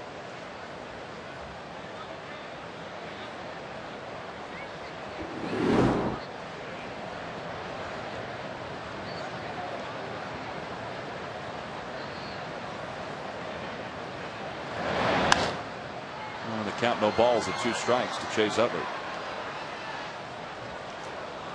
A lot of times these guys that are wild kind of like this, not able to continually just throw strikes, surprise you when they throw strikes, they can become pretty effective. All of a sudden they end up throwing a breaking ball over when, you know, you're looking for a different pitch. So West not giving the ball on the outside part of the plate. Well, as a hitter, you're trying to set different pitchers up to get your particular pitch. Guys are a little bit inconsistent, very difficult to do. Who was the best at doing that, Sarge, setting up a pitcher? Well, you had a lot of hitters. Willie Mays would really set pitchers up and complain to the pitcher or swing wildly maybe at a curve ball and hoping he gets it back, or I can't see that ball, and get another breaking ball and whack. Well, a guy must have an awful lot of confidence to purposely miss a pitch because he wants it again. Well, I mean, it's not, again, when you're swinging at that curve ball that's down in the dirt, you don't want to put it in play. And a lot of times some good hitters can swing over the top of it. You get that ball up again on the curve ball, you're able to hit it and hit it hard. Chase stays alive with a second straight foul ball, and it remains 1 ball and 2 strikes. Or a curve ball comes and you just really bail on it and, you know, act as if you're a little bit afraid of the pitch. Then you get the curve ball again and able to stay right on it. Gene Garber, however, one of the few pitchers that didn't mind facing Willie Stargell. And that is because of that big swing. He said that changeup kind of neutralized those guys with big swings. Another pitcher get on top of the plate, changeup after changeup. You want us to research what you did against Gene Garber? Yeah, I wasn't even going to go there, but, you know, I'll say one thing. Okay. I remember getting one hit off on him in a Phillies uniform. You know, but he did. He had a real good changeup, and he would throw that at any time. 3-1, 2-2. No balls and 2 strikes. Again, one of the things he said, even having good stuff, knowing where to throw the ball. I see you with that little smirk on your face, so you must have researched something. No, we haven't done it yet. We're going to do it in a second. But you know what? It's not always about the hit. It's about the way you go about your job to be able to get hits. Well, Chase is down, looking on strikes. 1, 2, 3 go the Phillies here in the 4th inning. We head to the 5th with the Phils leading it by 1.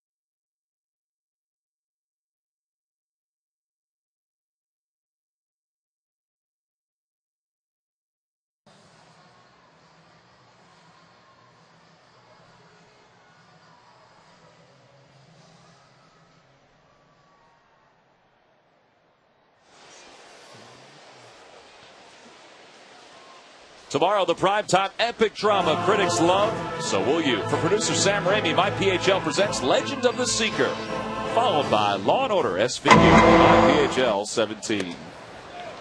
Well, we start the top of the 5th inning. And Sean West remains in the game, and he'll bat. It'll be 9-1-2 for the Marlins.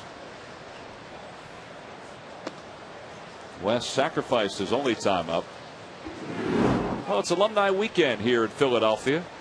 And tomorrow will be the Alumni batting challenge that will take place before the start of the ball game. 12:30 is when that begins. As West hits one in the air to right field, chasing Jason Worth back. And 1 out here in the 5th. We saw before Sarge walking out with some of the alums here in Philadelphia tonight, and it was a pretty cool sight, Sarge, to see all the alums here in Philadelphia, getting a chance to enjoy not only this great ballpark, but also getting a chance to enjoy this sold-out crowd and some of your former teammates. You get a chance to see. And the different decades that guys have played in as they're going in and so on, from Robert Robbins and Steve Carlton, and which they used to say Wednesday whenever he pitched, but it's always really fun. And Senator Bunning for sure. Chris Coghlan is the batter. Well, I think from a fan standpoint, there were names that were extremely recognizable. I mean, there's no doubt about that. But there were also names that fans probably hadn't heard in a long time. And, that kind of timeline probably brought a lot of the fans back to their days of watching these Phillies as youngsters. Oh, yeah. Art Mahaffey. Definitely. I mean, Art Mahaffey he was good. Right, and all those guys listen, and they are to the broadcast, listen to the games. They follow the Phillies continually. And let's face it, Phillies do a great job in bringing back and making the alumni a part of what's going on today. Always a treat for the older guys. 2-2 the count to Coghlan. I thought one of the great sights, I don't know if you had a chance to see it at all because you were probably down in the tunnel. I don't know if you had a monitor with you, was when Charlie presented a jersey to Ginny Ozark, Danny Ozark's widow, with his number 3. Yeah. I mean, that was a pretty sharp moment before you guys came out. I didn't get a chance to actually see that. I did actually go down as Charlie's going over, and once you're a part of the Philadelphia family, you remain a part of it, and they really do take care of their own here, Danny, making them feel good and a part of, again, this whole being able to win, being a part of everything. And that's really good for even the widows and so on. I know that even John Vukovich, his family's always out here, and Debbie Nacito makes sure that they're here on a consistent basis. Good to always see them. 3-2 the count to Coghlan. Vuk's daughter Nikki, son Vince were both on hand today because they presented the John Vukovich Award to Rolly DeArmas, who has been a Phillies coach for quite a long time. And there's ball 4, and Coghlan walks for the second time tonight. He's been on base 3 times, counting that home run. So 1 away here in the top of the 5th.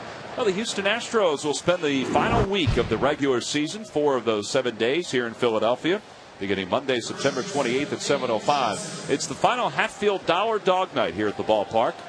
All 4 games are night games. You can log on to Phillies.com and purchase your tickets today. Here's Nick Johnson.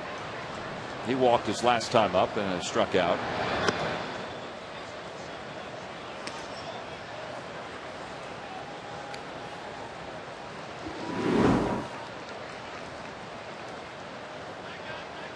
Nick overall is hitting .299 with 7 home runs and 48 RBIs. He reached base safely in 5 of his first 6 at-bats when he came over from the Washington Nationals. He's a pretty solid player, plays good defense. He won't be the best player on your team, but he's a player that's not going to hurt you. Fights you at the plate. Gives you tough at bats. And he lines that one towards center field. Victorino makes the grab. It's kind of an odd line drive. Yeah, a little knuckleball. The ball was hit so hard, but again, because Victorino plays so shallow, he's able to catch those line drives that would be potentially hits. It's a good job there. Those pitchers, they love that ball spanked, hit hard like that, and comes up empty. 2 outs, and Victorino will take a few steps back in center with Hanley Ramirez at the plate. Ramirez 0 for 2, an RBI his last time up on a fielder's choice. Struck out in the first inning. Oh boy, out in front of that changeup, and that was a nasty pitch. Yeah, well, good arm motion on the changeup. Again, Cole knowing Ramirez is a fastball hitter. First pitch fastball. He's one of those guys, whatever you do, Don't throw him that first pitch fastball for a strike. What's he do? Pull the string up.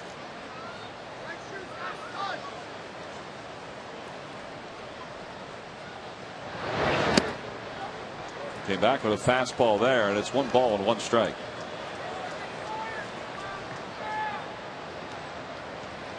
See that helmet there that has a lot of pine tar on it. He's had that all year, and that accumulates.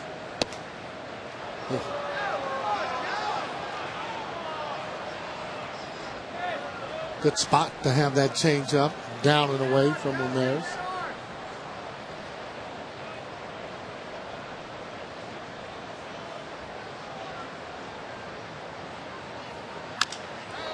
To right field, Jason Worth ventures back. That ball's carrying to the warning track. Is. And he makes the catch a step or 2 from the wall, and the inning is over. So Hamels strands 1 for the 2nd straight inning. He's through 5. We head to the bottom of the 5th with the Phillies leading it by 1.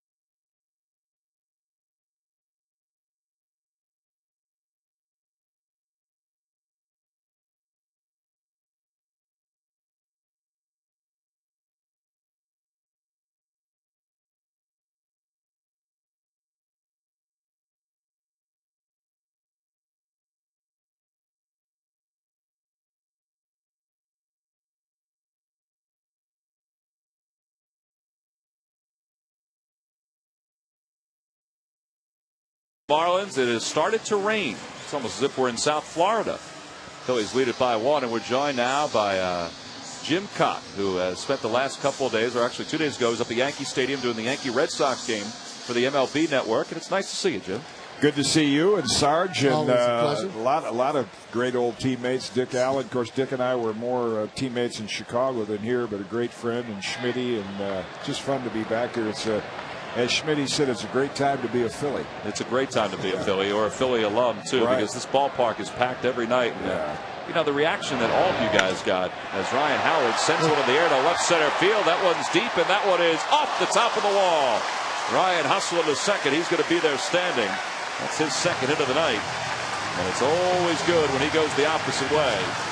And he's in scoring position to start the bottom of the 5th inning. We're saying that, you know, it's always good to be here in this ballpark now off the World Championship. There's always a buzz here. Well, there's always been a buzz as long as I can remember during the days as a Phillies. You see Howard, like you mentioned, anytime you see a left-hand hitter, I've watched David Ortiz go through some struggles when they begin to take the ball the opposite way. It's a pretty good way to hit. Yeah, he's been coming around, and really he'll start to elevate that ball, and it's going to start to leave, and he's starting to see the ball. Oh, we've got a pitching change here in Citizens Bank Park. We'll be back after this. Sean West, his night is done.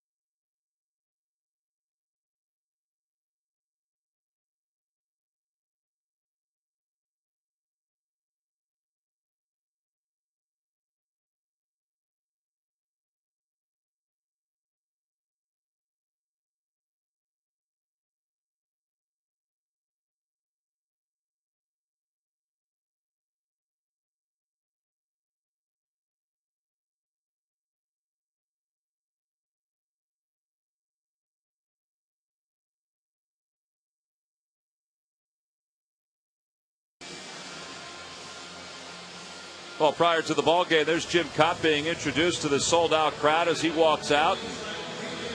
Jim played for the Phillies from '76 till the '79 season. That's when he was sent on to the New York Yankees. We've got a pitching change here at the ballpark. Bottom of the fifth inning, Phillies lead at 3-2. They've got a runner in scoring position. 25 years for Jim Kaat as a ball player. 283 career wins and 16 straight Gold Gloves. I mean, that to me is a marvelous mark of consistency right there. Well, as Sarge will say, and of course he'd send a cab for me to hit off me. But if you were a left-hand pitcher and you could walk and chew gum at the same time and throw it over, you could pitch for a long time. The Gold Gloves, it was interesting seeing Jim Bunning in the ballpark tonight, because Jim, when we hooked up in '62, was with the Tigers. He was the first guy to the mound when I got my teeth knocked out by a one-hopper. And the next game, there were 2 shots back to the box. I fielded him, and all of a sudden somebody said, gosh, this guy's a pretty good fielder, and they started giving me the Gold Gloves. Well, I tell you what, for me, though, certainly, and along with Ron Santa, one of my real good friends, Hall of Fame numbers. I mean, 16 Gold Gloves in itself, and the victories, and a lot of times people don't know the way you compete. And I've always said that's so much better even than the stats.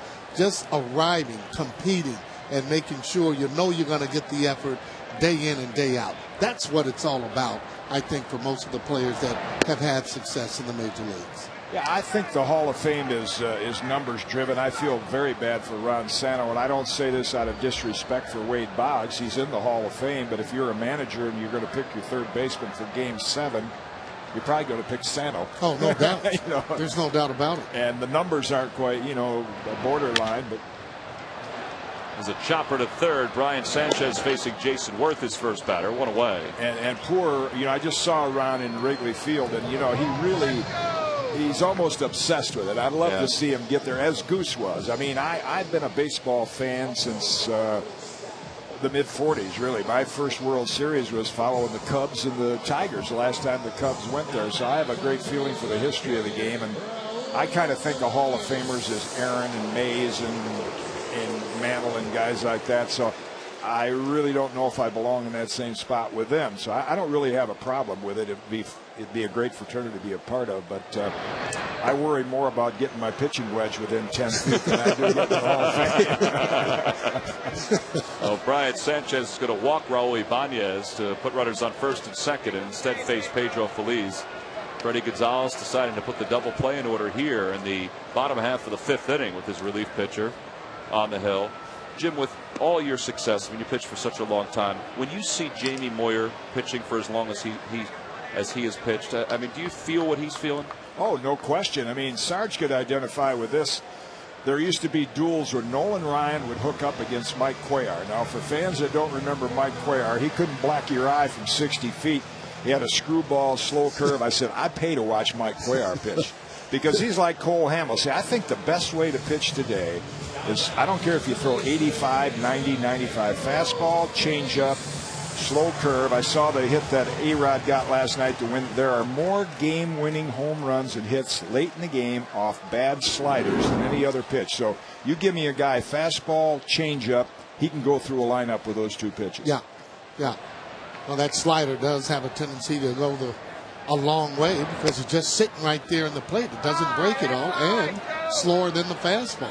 Well, hitters today, they have lighter bats. They dive into the ball, and they can adjust to the pitch in and out. But the ones that are to and fro, like Hamels, Santana, Moyer, that's you can destroy their timing easier that way.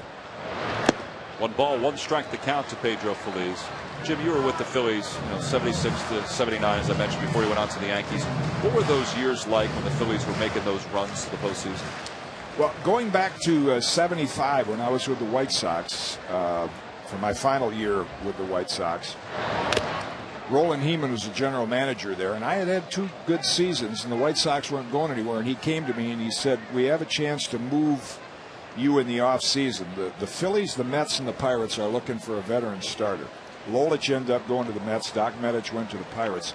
I said, I'd love to go to the Phillies. I've seen them every year in spring training. They're getting better and better. And I've always thought it would be neat to play in Philadelphia. So they really accommodated me. They got a couple of #1 draft picks. And so I didn't have a great individual season. Probably pitched better than my record that year, but those ability-wise, 76, 7, 8 were the best teams that I was ever on my whole career. Just physical ability.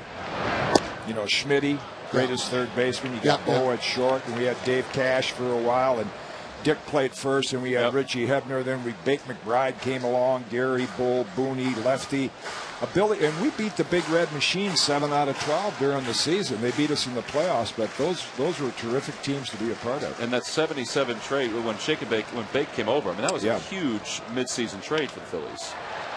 As Pedro sends one to center field, Bonifacio under it, and he puts it away. I mean, we talk about trade deadline deals now. I mean, Bake had he had a pretty good season when he got brought over. He was a good player, fast runner back in those days. Had a little bitty bat that he used, and he would chop that ball down on the turf. I mean, it was impossible to get him out. Well, Sanchez has come in here, and he's gotten a couple outs, so 2 away, and here's Carlos Ruiz with still 2 runners on base, the Phillies leading it by 1. I remember, Jim, sending you an email, I think it was a year ago, might have been 2 years ago, talking about the Gold Gloves, and you told me that the most important thing is position after you throw the ball, is just getting yourself in a good position to field. You know, he was supposed to be here tonight. He couldn't make it. And one of my thrills in a couple months, I'm going to speak to the Philadelphia Athletics Historical Society, and Bobby Shantz is a member. Bobby was my hero when I was a kid. I heard games over the radio where they would describe his motion. He would jump toward the hitter. He's on the balls of his feet, always in position, and I modeled myself after him. And you saw the young lefty from Florida earlier. I mean, it's just poor. It doesn't take a lot of skill to be a good fielder as a pitcher. You need to pay attention, and you have good reactions. And it's a shame that you see some of the balls botched up that are just with poor execution. Well, Greg Maddux is another guy that does it, and always he throws the ball on the outside. He knows where that ball's going to be coming, either to right field or up the middle. That's why he's in position when balls come up the middle, because he has that pinpoint control, but he anticipates the ball coming up the middle. 1 ball, 1 strike to count to Carlos Ruiz. Carlos, a slow chopper, and it's 1-2. That's a good point, Sarge, because I saw the other night I worked the Yankee-Red Sox game, and it was a shame. It was embarrassing, really. Late in the game, Yankees brought in a lot of young kids. It was just ball 1, ball 2. They're throwing it over their heads. And you mentioned anticipation. I always thought for control, instead of thinking about throwing a strike, I used to say down and away, hit it right back to me. You'd anticipate it, or hit it up the middle on the ground. It gets you in a frame of mind of thinking more about pitching than throwing. Well, it is a lost start. I think it might have been Maddux that I was talking to you about, because because he had obviously a very good run of Gold Gloves as well. He had 18 of them. I was out in San Diego a couple years ago. I saw him. I said, "Mad Dog, you're going to break my record for Gold Gloves. I got one for you to shoot at. Oldest pitcher to steal a base." I was about 42, I don't know, 41 X amount of months, and he looked at me with a gleam in his eye. Got an email next summer from the PR guy. Maddux just broke your record. They stole the base. Well, you want to talk about a competitor. I mean, that guy was a competitor. Oh, ultimate. I mean, you could literally, when he's throwing the side, he uses 1 ball, by the way, and you can just sit down and he hits the glove. I mean, 99% of the time, he's just uncanny. His son Chase, believe it or not, does the same thing, and then Greg will say, "Okay, let me see the knockdown pitch," and I'll be doggone if he's not up and in. Yeah. What is he, 6? No, he's a little older. He's a little bit a little older than that. 2-2 the count to Carlos, who's trying to get another run here at the bottom of the 5th inning. They lead it by 1, and they've had a lot of base runners tonight. In fact, with these 2, 8 base runners, as that one is rolled towards shortstop. 8 base runners left in this game for the Phillies. Jim, thanks for joining us. We appreciate it. Good to see you guys. Great Sarge, seeing always you. good to Always see you. a pleasure. All right, Jim Kaat, our guest. We head to the 6th inning with the Phillies leading it by 1.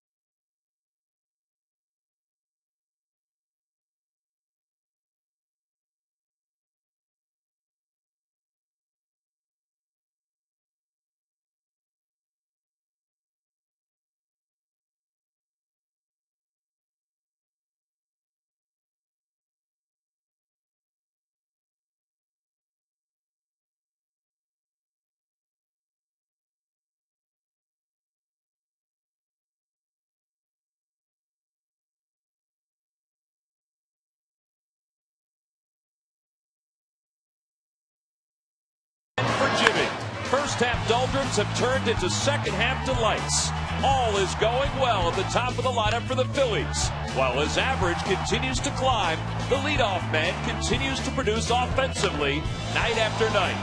A 205 average on the 1st of July is no more. And this J-Roll is brought to you by Independence Blue Cross. We're here for you every step of the way.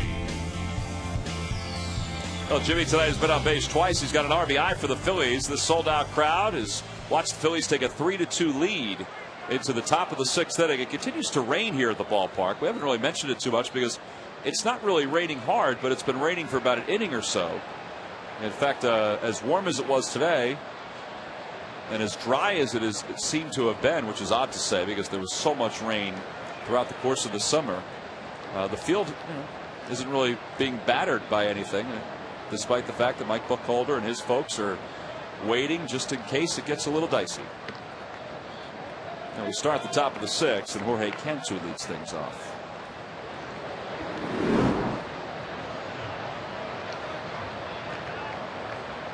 Weatherman Jim Jackson is saying that he's got a good chance to have rain a little bit later. He's usually pretty much on the weather. Well, is this later? No, he was talking 10 though. That was just like a lot of the other. Better not say that. Well, Cole has reached 100 pitches on the night. 32 pitches he threw in the 3rd. The 21 in the 1st. Those were his trouble spots.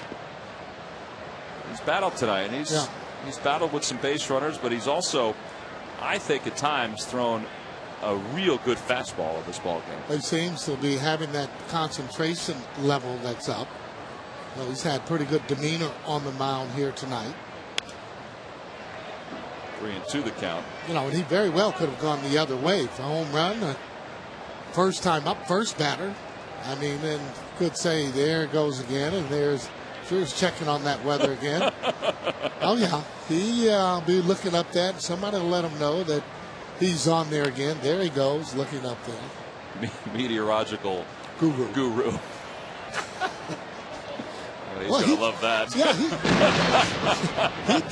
he takes a lot of pride in knowing what's going on with the weather. I'm just going to say that. I mean, and most of the time, I mean, everybody has their calling, Sarge. Well, there's the 3-2 to Cantu, and he pops it foul. That one nearly landed in the upper deck. Not too many baseballs go into the upper deck behind home plate. So again, it's 3-2 to Jorge Cantu as we start the 6th inning.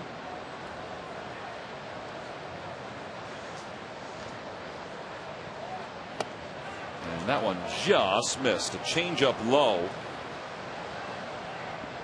And the leadoff walk. This is how Cole Hamels' night started, Sarge. Yeah, with a home run there to a deep part of the park in center field. Now after that, he really got a hold of himself. And after that home run, he kind of grimaced like saying, hey, let's go. Good curveball right there. Well, I don't know if that's really hard on the arm or not, boy, but it sure would be nice if he mixed in a few more along with that changeup just to give that hitter something else to think about. Well, Cole's walked 4 tonight, counting that one to Cantu, and he starts off Dan Uggla with a changeup for a strike. Ugla's grounded out twice. Cole's career high in walks is 5. He did that the last time in 2007. And he's ahead 0-2 to Uggla. I think that's a great indication on how good Cole has been. Really the last couple of years. I know this year has been somewhat up and down. But the fact that his career high is 5 walks and he's done that 3 times. The last time way back in June of 2007. That's the kind of command he's had. Well, he has been a controlled pitcher. I mean, he proved that even last year, saying that he wanted to be a big game pitcher. And this is the up and down of Cole this season. 0-2 in his first 4 starts, then 4-0 in his next 5 starts. Yeah, well, when you start to look at the ERA, earned run average, I will tell you what you need to know. It doesn't always have it where you're going to have more wins because of a low ERA. And sometimes you do pitch in bad luck.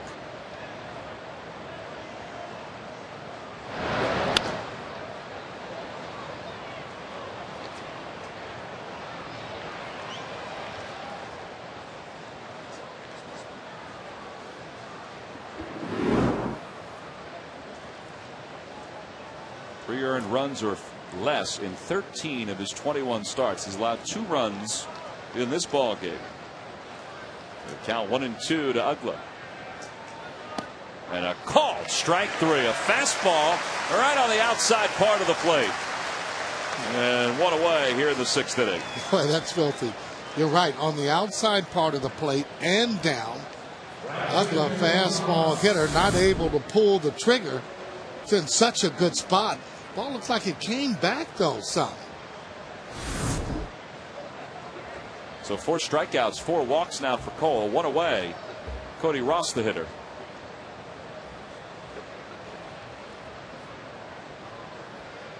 And Ross swats one deep to left field, and the Marlins are going to lead it by 1. 20th home run of the season for Ross. It's his 6th since the All-Star break, and it's 4-3 Florida. Boy, I couldn't even get it out fast enough. Be careful with this guy here. First pitch fastball or balls that are hittable. He's very, very aggressive. That was a long one, too. I mean, that was a line drive, and he smoked it. Well, you'll see exactly where this pitch is. Fastball up in the zone there, looking for it. You can hit that ball there. I mean, it's there for the taking there. Well, Carlos was set up outside, and that pitch was out over the plate toward the inner half of the plate. You see sometimes, too, though, trying to throw maybe the ball a little bit too hard, you lose where you want to throw that ball. And that ball was more, obviously, middle in.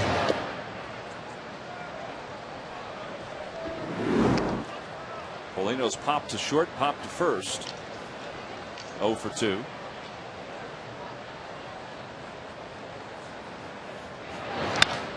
And he's going to be aboard with a base hit.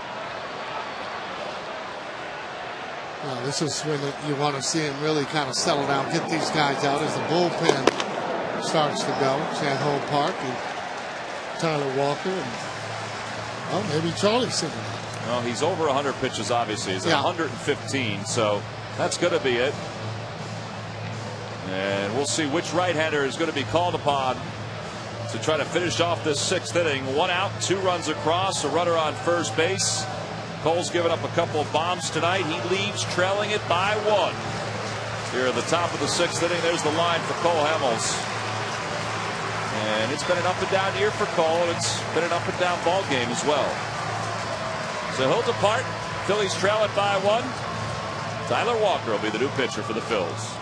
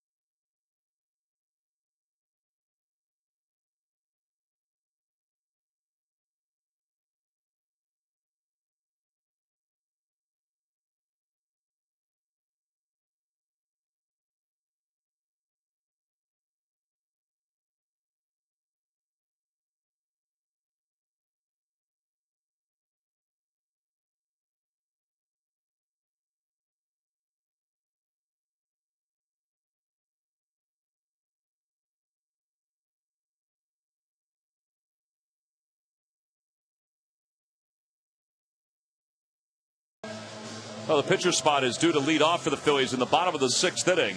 So Charlie probably doesn't want to make a double switch here, bring in Chan Ho Park for Cole Hamels. Cole sits and looks on as Tyler Walker will take over. Walker will face the number 8 hitter in this lineup for the Marlins. Florida leads it by 1 thanks to a 2-run home run by Cody Ross. Ross is the 5th Marlin in their franchise's history to reach 20 home runs in back-to-back seasons. And Walker now will try to get the last 2 outs in this inning. Tyler faced 1 batter last night, and he picked up a big strikeout. He was able to get Hanley Ramirez on strikes with the bases loaded last night, the top of the 9th inning, to keep that game at a 1-run ball game going into the bottom of the 9th. And Bonifacio skies it. Center field. And Shane is under it. So 1 pitch, 2 outs here in the 6th as Paulino goes back to first. Yeah, Walker came in, first pitch, something off speed. Well, these guys are a fastball hitting club, obviously, the Florida Marlins. And the harder you throw it, the better.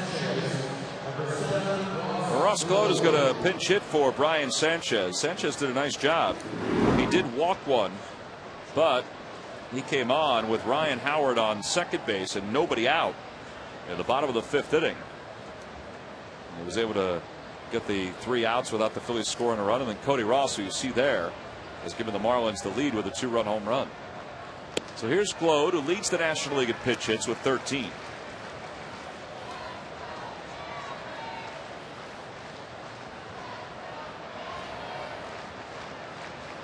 Gload started last night's ball game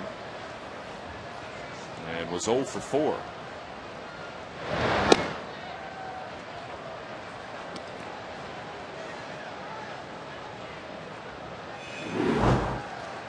Gload and Wes Helms have combined for 25 pinch hits.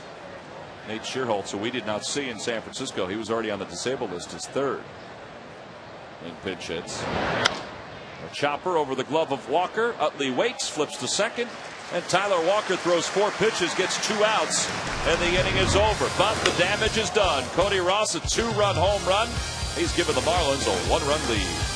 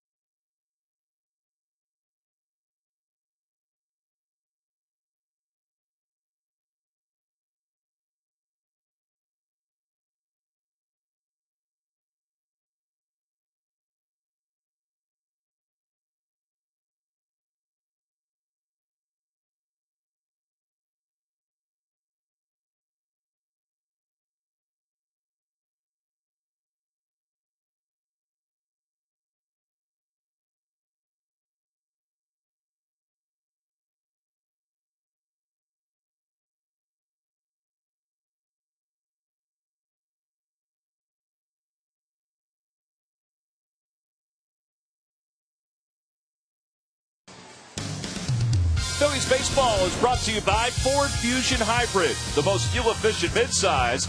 Drive one today. By the Pennsylvania Lottery. Benefits older Pennsylvanians every day. You must be 18 or older to play. Please play responsibly. By Thomas Jefferson University Hospitals. Call 1-800-JEF-NOW. And by Jeep.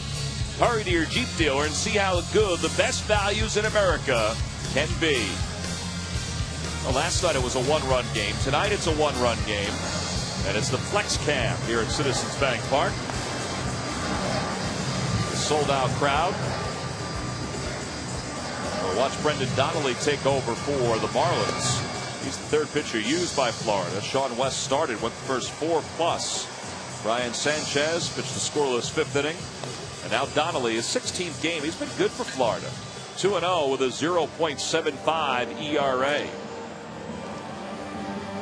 guy that won a World Series championship as a member of the then Anaheim Angels. Yep. And he basically dropped off the face of the baseball earth over the last year or so. So he'll face Greg Dobbs, who is pinch hitting for Tyler Walker. Give Walker some credit. He went 2/3 and quieted the Marlins as he threw just a few pitches to get out of that 6th inning.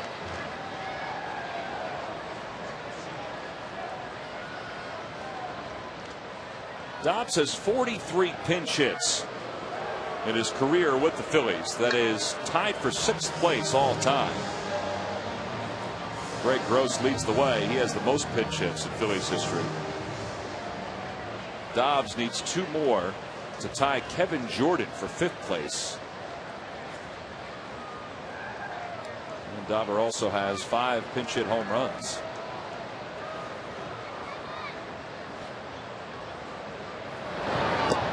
And 1 ball, no strikes.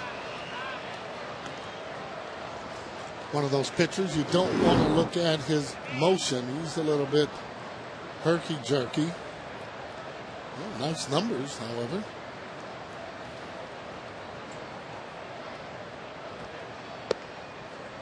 Yeah, he was originally signed by the White Sox way back in 1992, and it took him 10 years to make his major league debut. He made it in April of 2002. You got to admire guys that stay down that long, because you got to have the feeling that maybe it's just not going to happen, or maybe you have the feeling that, hey, it's going to happen. That one's over at the knees, 2-1. Well, since 2002, he has the highest winning percentage of any relief pitcher at .758. There were a couple of years where he was really a workhorse for those Angels. Dobbs, a looper towards center. Bonifacio coming on. And Greg's retired for out number 1. Ball kind of moved in on Greg. Don't know if that was a cutter or he just started it inside, but it did jam him, getting him right up on the fist area.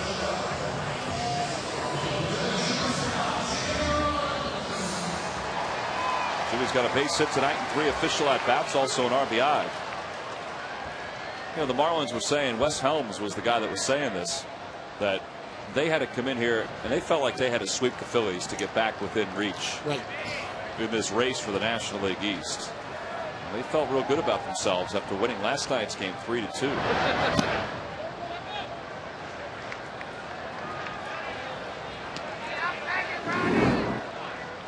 I don't know, Sarge. I mean, a sweep seems to be somewhat drastic, but I guess if you're playing the team that's right ahead of you, you have to think that. Oh, you have to. They are coming in. They're thinking that they need to win all these ball games and to be able to try and just get back to where they can see a little bit. And on the other hand, Phils are really trying to win now, 2 out of 3, to kind of just give them no hope. You end up sweeping a club like this, what you do is demoralize them, and they just feel, well, let's see what's going on with the wild card.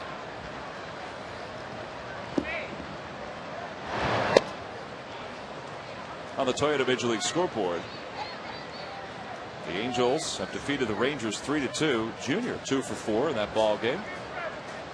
How's he going lately? Well, he's been up and down, you know, but like with most athletes, when they do well, they feel good. You know, a lot of times if I see him doing something wrong, I'll call Dusty Baker and have him call him. Seems to, well, seriously, it just seems. I understand. That's a good point. And we'll talk about the same identical thing, and they'll go like, you know, Dad, I'm thinking about maybe spreading out a little bit. I understand. Okay. I understand. It sounds better coming from somebody other than Dad. Yeah, well. Jimmy lines one toward right. Backing up is Ross. And he got a good jump on that one. And there are 2 outs. Well, the Phillies of the American Red Cross will hold their 5th annual Summer Fan Blood Drive Saturday, August 15th from 6 a.m. until 2 p.m. All donors will receive a Phillies limited edition collectible print. Chance to have your picture taken wearing an authentic World Series ring. You can call 1-800-GIVE-LIFE or log on to pleasegiveblood.org for more information.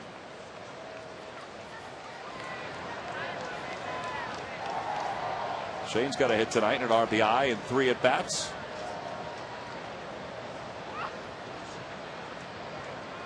And the count is no balls and 1 strike. Well, whatever Dusty told Junior, it has helped here in the month of August, because he's 9 for 23 in August. I mean, that's a pretty good run. Yeah, that's a pretty good run. However, 9 for 23 is great, but just not enough at bats throughout the whole time. When I talked with him, he had only gotten up only 200 and some odd times. So, you know, again, you do have to make the most of it when you're in there, and certainly sometimes he doesn't like the conversation, and, well, no excuses. But sometimes if your timing's off, you know, I mean, you can go for that, but. Easy fly ball for Bonifacio, and Donnelly's got a 1-2-3 6th inning. So the Phillies go down in order. Marlins bullpen has retired 5 straight as we go to the 7th.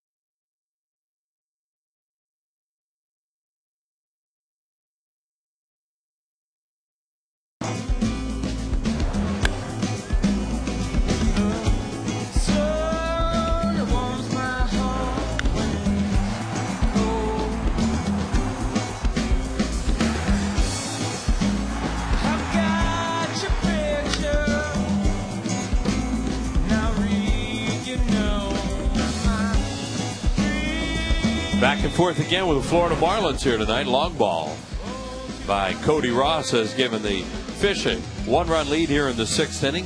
See, Chris Coghlan had another leadoff home run. That's the 2nd time he's done that against the Phils this year. Cody Ross's 2-run home run. Shane Victorino with an RBI single. Kind of a weird, sloppy game, but only a 1-run deficit for the Phillies as they turn it over to Chan-Ho Park. Tommy coming into game number 34. 34th game for Chan-Ho Park, 3-2 record. He's pitched well out of the bullpen. And the first pitch is a bouncer toward Ryan Howard. Did a nice job staying down on that one. And 1 pitch, 1 set aside here in the 7th inning. Park, as a relief pitcher, is 13th in strikeouts per 9 innings. He's averaging over 10 strikeouts per 9 innings over his last 22 appearances. And I know sometimes it's tough to throw numbers, because I know it confuses me sometimes, but he's been really good. A 1.50 ERA. Very effective. You know, one of those guys they can trust out of the pen.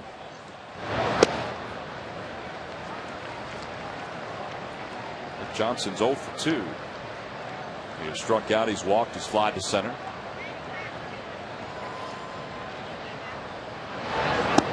And the count, no balls, at 2 strikes to him.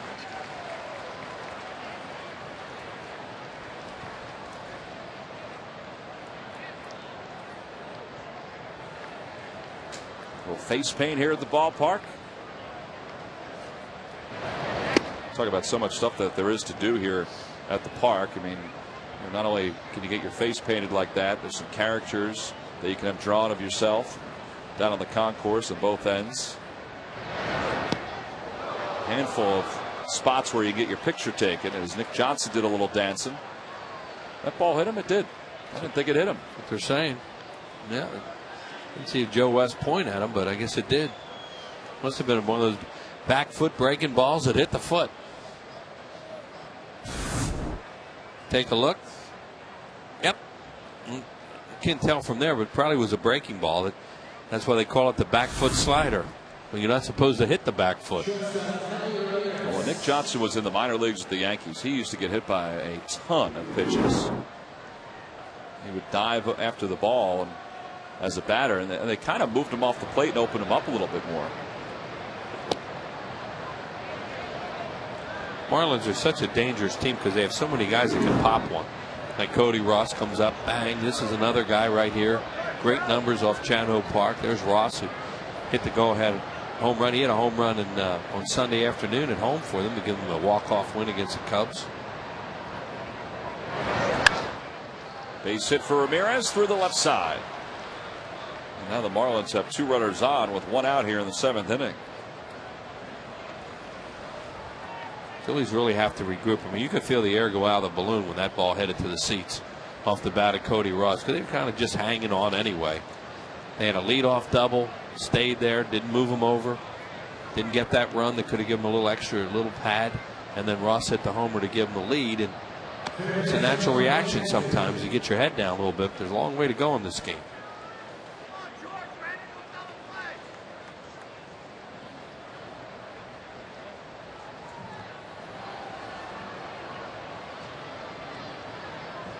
Cantor tonight is 0 for 2. He's grounded out to shortstop, popped to short, walked and scored.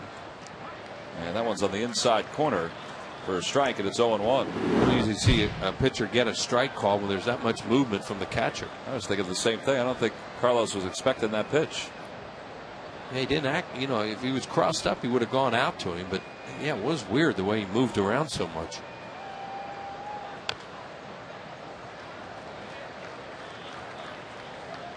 This series will wrap up tomorrow. The Phillies will face Josh Johnson. And they will send Jamie Moyer to the mound. Jamie has pitched very effectively in his career against the Florida Marlins. And there's Jamie looking on. And Jamie enters tomorrow with 256 career wins.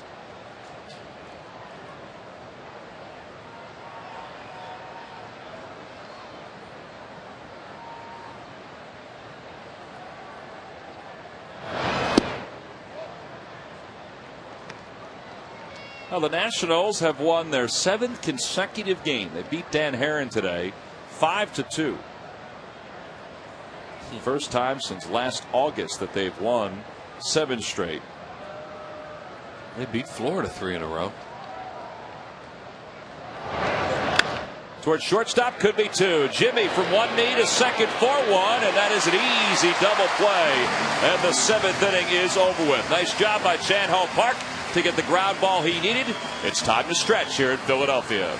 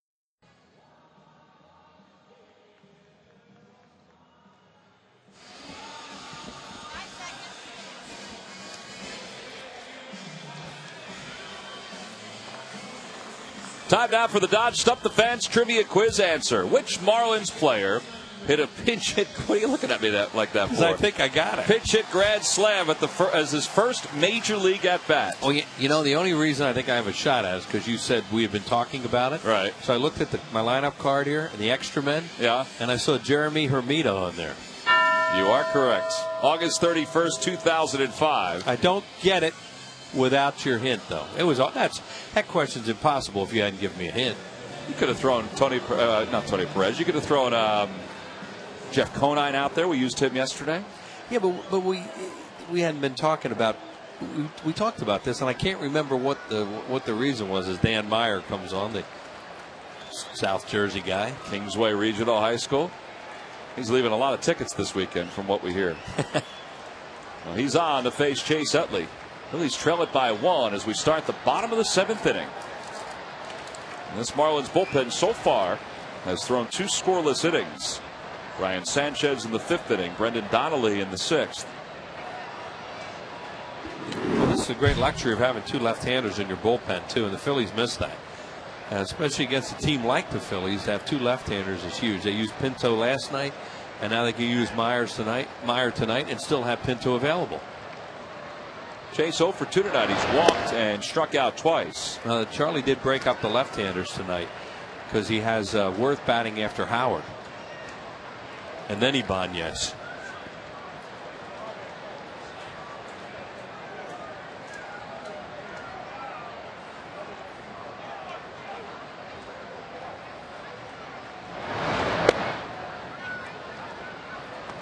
We hadn't seen Charlie do that for a little while. Break up Jason Worth and Raul Ibanez. Well, yeah, left-handed starter tonight, and you had 2 left-handers in the bullpen. Plus, Jason Worth has hit real well here at home over the last few weeks. Yeah, he had a disappointing at bat when he was up there with Howard at second base and nobody out. And Sanchez throws all those changeup splitters, and he hooked one to the left side and didn't get him over, and then the fly ball followed.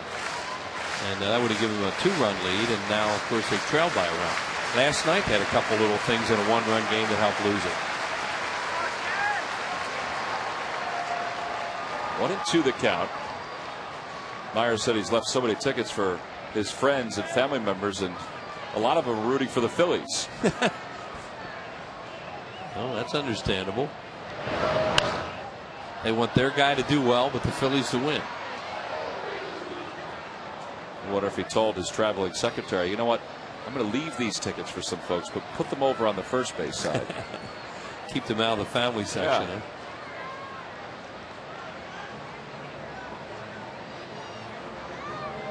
Talking to Meyer earlier this season, he said he used to come across the bridge to the vet to watch the Phillies play. He's a guy who was a big prospect in the Braves and even the A's organization for some time before he was picked up by the Marlins, and was a starting pitcher. And he's part of Marlins bullpen and has the fourth most innings pitched in the National League this year. They're already playing a late inning defense in a 1-run game, even though it's the 7th inning. They have Nick Johnson playing over near the line, and all their outfielders are really deep. You see how deep they are? When you're doing that type of defense, you're trying to prevent any kind of extra base hit. I'll tell you how deep Bonifacio is in center. If it's hit to his left or his right, it still might be an extra base hit. Well, Utley, the way he busts out of the box, would have a shot, but they're trying to cut off all angles out there. Bonifacio is right where Billy Joel or Elton John was last week here at this ballpark for those 2 great concerts that went on here. Yeah, that's what the stage was.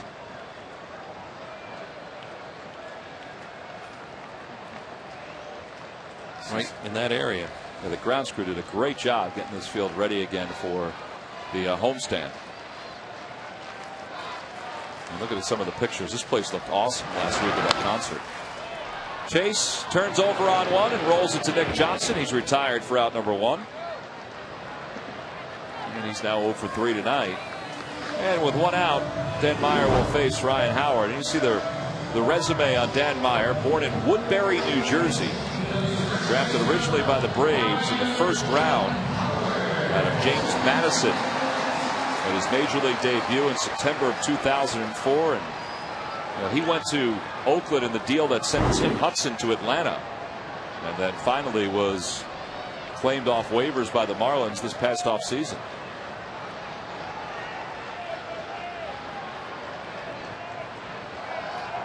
One away here in the bottom of the 7th. Ryan Howard, who is 2 for 2 with a run scored. He's walked, and he lines one toward right, and Ryan is going to have his 3rd base hit. That's going to be an extra base hit. He's hustling to second.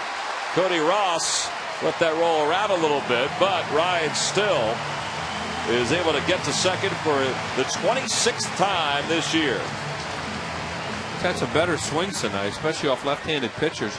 Early in the count, he's gone after stuff in the strike zone. His 6-3 hit game of the season. Let's see. That's one of the, well, maybe that was just a fastball. I was thinking maybe it was one of those cutters that Meyer throws, but it's kind of straight. And Ryan hit it hard towards the corner. Thinking about a triple, but you know, he's got to make sure Sam Perlazo stopped him. How about him running earlier, trying for a stolen base? It was a foul ball, so he had to go back. Yeah, they'd kind of forgotten about him out there. This is where the Phillies have just been awful lately, is trying to knock in runners in scoring position. And coming into tonight, in their last 87 at bats, they were hitting just $161 with runners in scoring position. They're 2 for 11 tonight, so 16 for 98 now. Yeah, and as a result, they've been losing a lot of games. And this is not a 2-out situation where this is 1 out. You're not thinking about getting the runner over either. You're thinking about knocking him in. Kiko Calero loosening up in the bullpen. Well, these lucky fans are tonight's Citizens 7. They will receive a prize pack courtesy of Citizens Bank. Citizens Bank with the most 7-day branches in the Philadelphia area. To find a branch near you, visit citizensbank.com.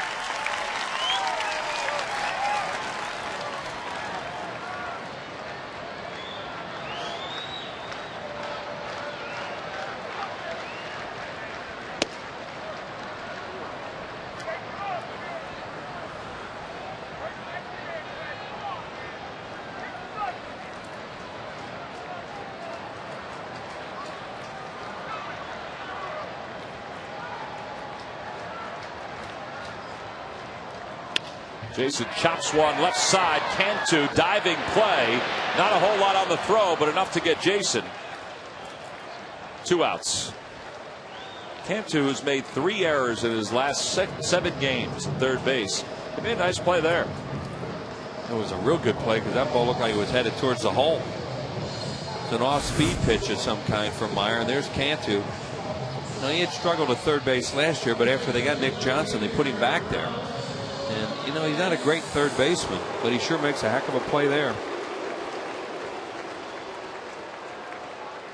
And he pops up. As Tom said, he didn't get anything on the throw. And Johnson is slick over there despite dropping that pop-up. Now, what this conversation on the mound is, Jason Worth takes a seat, is this your last hitter? You know, we've got Calero up for Phillies, so they're going to talk about how they're going to approach Ibanez, and they really don't have to throw him a strike. As Pedro waits on deck, Raul's already up toward the batter's box. Raul's got a base hit tonight. He's reached on an error. He's walked. Calero is just about loosened up in the bullpen for the Marlins. Yeah, I mean, a pitcher has a feeling a lot of times that, you know, when he's done. And in this case, Mark Wiley just wanted to come out and make sure that they are on the same page, Paulino and Meyer, that this is his last hitter in all probability.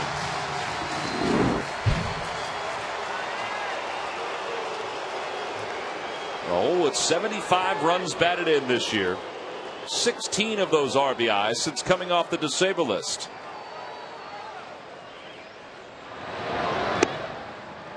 There's a strike on the outside corner. Joe West has had a very pitcher-friendly strike zone tonight. Yeah, which is amazing when you consider how many pitches have been thrown.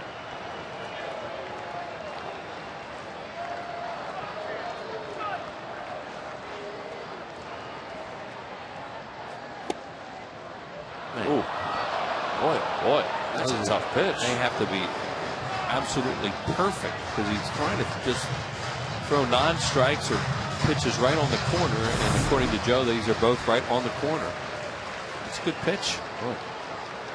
It's great control that Myers showed on those 2 fastballs.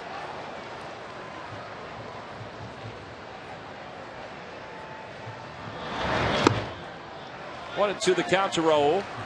He's had a good homestand. Raul's not homered on this homestand, but he has 7 hits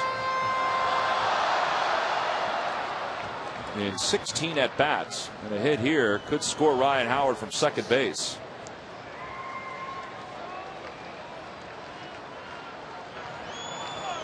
Yeah, the outfielders have moved up a little bit now from that defense we were showing earlier, but they're still pretty deep. They're in a few steps.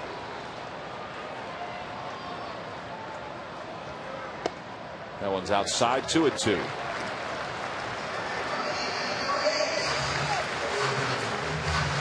Ibanez knows what's going on. You know, he sees the conversation. Pitching coach coming out. And all 4 pitches have been a wet. And 2 were perfect to start the at bat, and then Myers missed pretty badly on the other 2.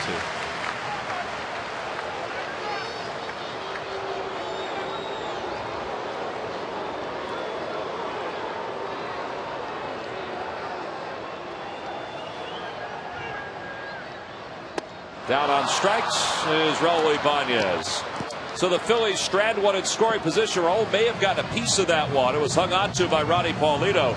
We head to the 8th. Phillies have stranded 9 so far in this game.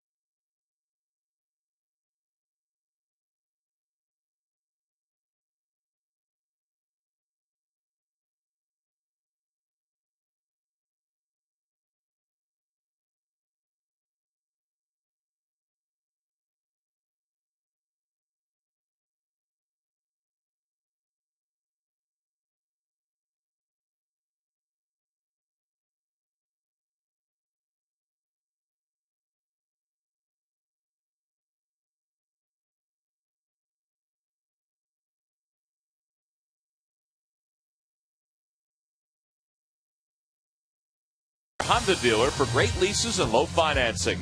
By AT&T, your world delivered.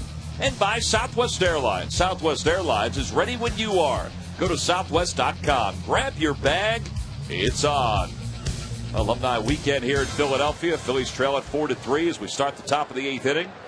Dan Uggla lines the first pitch to left. Easy play for Ibanez, and Raul makes the grab.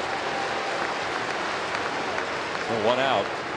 49th sellout of the year for the Phillies here at Citizens Bank Park. And this crowd kind of went down memory lane before the start of the ball game with all of the alums that were introduced. There had to be more than 50 that were introduced up the third base line. And Wills, you've been as big a Phillies fan as anybody, since you were a kid. I mean, it must have been kind of neat to hear some of the names that were announced. It's fun. Lucky enough to have both there. Guys that like the Gene Garbers who come in, and Mickey Morandini's, Jim Kaat. You guys had guys that I was lucky enough to see play and get to know, and then other guys I was a fan watching them play.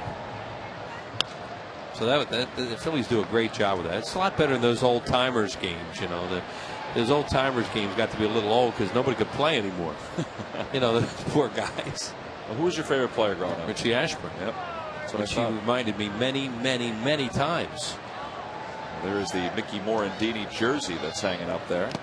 Richie Ashburn easily was my favorite player, and then Robin Roberts, and then as time went along, guys like Johnny Callison and Richie Allen, Dick Allen. Well, we saw before Art Mahaffey sitting in the suite. Artie was a good pitcher. And you think about Art Mahaffey, you think about the likes of Chris Short as well. Well, Art Mahaffey still holds the Phillies strikeout record for it in a game. There's 2/5 of the Phillies rotation from the 70s. I can imagine what's going on there. Oh boy. And Cody Ross is down looking on strikes. And 2 outs. Well, this Wednesday, August 12th, at the Bala Theater in Bala Cynwyd, Pennsylvania, you can watch the Phillies and the Cubs in that 8:05 game in a game-type atmosphere with other Phillies fans. That's right, Philly Night at the Movies. You can log on to Phillies.com, check out the information on that. Tickets are $12. There are limited quantities available. And that's the 3rd movie night. There is Rolly DeArmas, who we mentioned before was the recipient tonight of the John Vukovich Award. Great recipient, and named after John Vukovich, of course, and his son and daughter. There's Ricky Vitalico over there with Rolly. His son and daughter Vincent Nicky presented the award to Rolly, and Vuk would have liked that. Vuk was very fond of Rolly DeArmas. Well, since Vuk passed away in 2007, the Phillies annually honor an instructor in the Phillies organization, someone who embodies the characteristics of Vuk. What are loyalty, dedication, competitiveness, knowledge, honesty. You want to add anything else to it? Oh, don't I? Terrific work ethic, gamesmanship. As Paulino's aboard with a 2-out single. Well, they all apply. The ability to play hot and cold with wheels. Stubborn. Mule-headed. One of the greatest teachers of the game. The players have. You heard Mickey Morandini say that. Yeah. And to a man, they'll tell you that. There's Mickey, who was nice enough to come over and hang out with us for a while. He learned a lot from Vuk, and so did we. We were very fortunate to be around that man for so many years, and just learn the game from him and be able to ask him questions about things. Here's Emilio Bonifacio. He bunts toward third, a foul ball, and it's 0-1.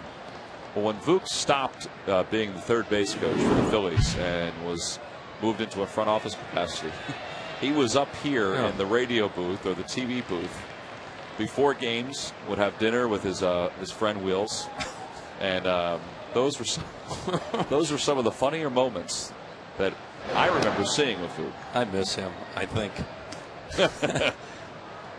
He's a great guy.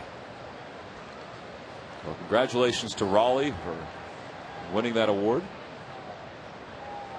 Rolando DeArmas. Rolly spent some time in the White Sox organization with Michael Jordan a lot in those days. Michael played with the Birmingham Barons. Looking very distinguished, doesn't he? He hasn't taken his jacket off yet. 3-1 the count to Bonifacio. Hermita's on deck. The guy we were talking about earlier hit that grand slam home run. So you don't want to get to that point. Bonifacio's the kind of guy you got to make him hit the ball. The odds are you're going to keep him in the yard. He loops one over the head of Phillies, and that's going to drop in for a base hit. Paulino thought about going to third. He'll hold up at second. So back-to-back base hits now for the Marlins with 2 outs. And Hermita will indeed bat. Phillies do not have a left-hander up and loosening in the pen.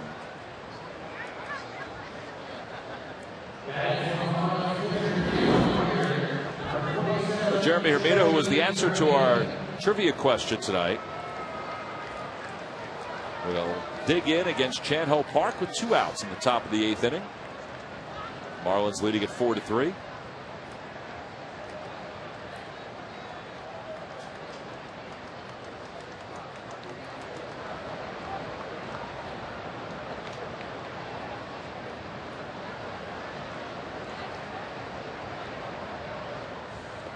Well, Hermita batting for Meyer here. You would think that it's either going to be Kiko Calero or Matt Lindstrom who's going to come on and pitch in the bottom of the 8th inning. Yeah, it'll be a right-hander. Lindstrom was throwing out in the bullpen. There is Lindstrom, yeah. Calero was throwing last inning, and now, as you said, Tom, there's Lindstrom coming off some elbow problems. Cutter there, and the count no balls and 1 strike.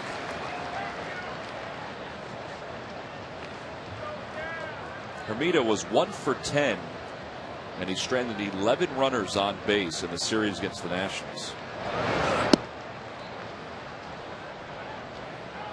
He's dangerous, so a 1-run game. Freddie Gonzalez was saying they're trying to get him back to where he was in the second half of 2007 when he hit .340 and had 10 home runs for them. 1-2 the count. He did not have those numbers last year. And Freddie was patient with him, and he certainly does not have those numbers this year in the second half. He's got 2 runners on base here with 2 outs in the top of the 8th inning.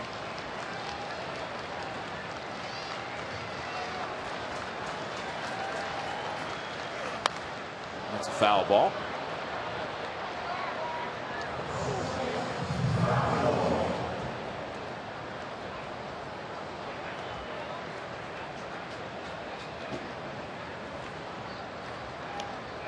Seem to say this a lot with the Marlins, but Hermida's a former #1 pick.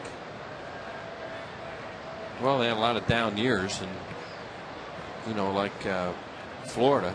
Like the Rays. They were able to get some pretty good draft picks, and they've maximized some of them.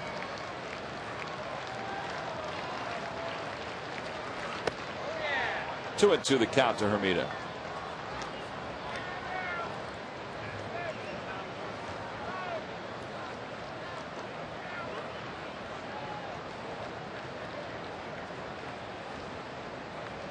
Not worried about Ronnie Paulino down there at second base. All the infielders are really deep to try to prevent anything from getting through. Well, now the runners will be off. So 3-2 the count with 2 outs. Paulino will be off at second. Coghlan waits on deck. Bonifacio, who runs well, will get an early jump off first, not being held on by Ryan Howard.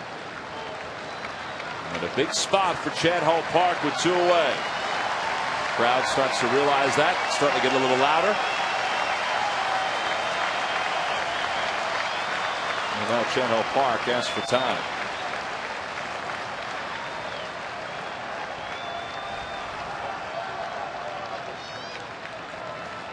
Runners go. And the pitch is pulled to right field, a base hit. Paulino around third, heading for home. The throw goes to third base on 1 hop. And it's an RBI pinch hit single for Jeremy Hermida.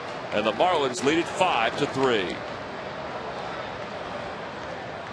Well, the Marlins are just playing better right now in these games. They have 2 outs and nobody on base. Next thing you know, they got a little 2-out rally working. Get the hardest hit in baseball, the 2-out hit on a 3-2 breaking ball from Chano Park. And they're doing the things you have to do to win. You see that pitch is maybe supposed to be a backdoor breaking ball, and it came right towards the middle of the plate. And Paulino, a catcher, running on the pitch, 3-2, is able to score easily because Tom said the throw goes to third. So Bonifacio's on third. And now the top of the order, Chris Coghlan, been on base 3 times tonight. And he takes one inside for a ball. It's 1-0. This is Chad Hall Park's inning because there's nobody up and loosening in the pen for the Phillies. He used air through a lot of pitches last night. That's where you'd like to have a left-hander. But the Phillies only have one, and they'll probably have trouble using him back-to-back.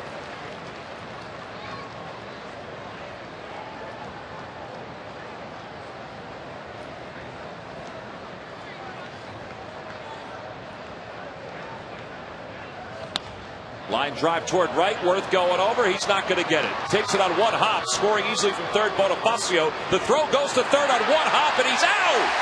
Jeremy Hermida makes the 3rd out at third base, but the Marlins do get a couple of runs. It's an RBI single for Coghlan. Good throw by Jason Worth. We head to the bottom of the 8th. It's a 3-run Marlin lead.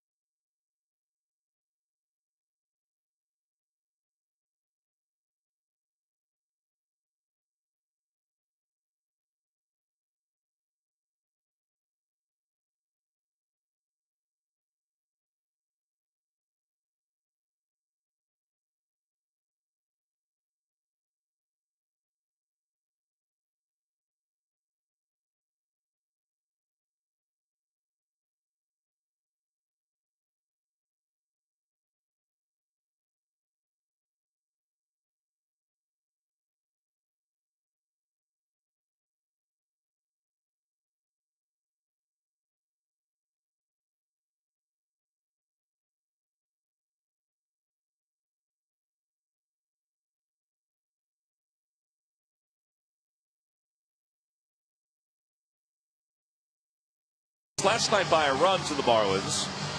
And the Marlins just tacked on a couple of insurance runs. Matt Lindstrom will be the new pitcher. This bullpen for the Marlins tonight.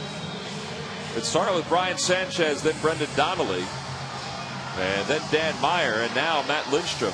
Bullpen has thrown 3 scoreless innings. 35th game for Lindstrom, 2-1. His ERA 6.10. And he will face the bottom of the order for the Phillies. It begins with Pedro Feliz. It'll be Feliz, a pinch hitter for Carlos Ruiz, and then a pinch hitter for the pitcher's spot as well. So here's Pedro, who's 0 for 3. Pedro 2 for 13 on this homestand for the Phillies. He's made some really good defensive plays over at third base. And he hits a fastball the opposite way. Ross going back. He can't get it over his head. And a one-hop off the wall. Feliz hustling to second. He's there sliding. A leadoff double here in the bottom of the 8th inning. Cody Ross misjudged that ball a little bit, and then it took off on him. So he's giving up those 2 extra runs and now have to get after Lindstrom. See, right here, Pedro gets a fastball away. You see Cody Ross broke in, froze, and now he can't get back in time. 20th double of the year for Pedro. He's in scoring position. This has been a storyline. And Joe West is going over toward the Phillies dugout down the stairs. And Joe is going to call upstairs for something. He's got Shane Victorino making the call. I think they're changing the line score on the big video board because it says 5-3 and they haven't made it 6-3.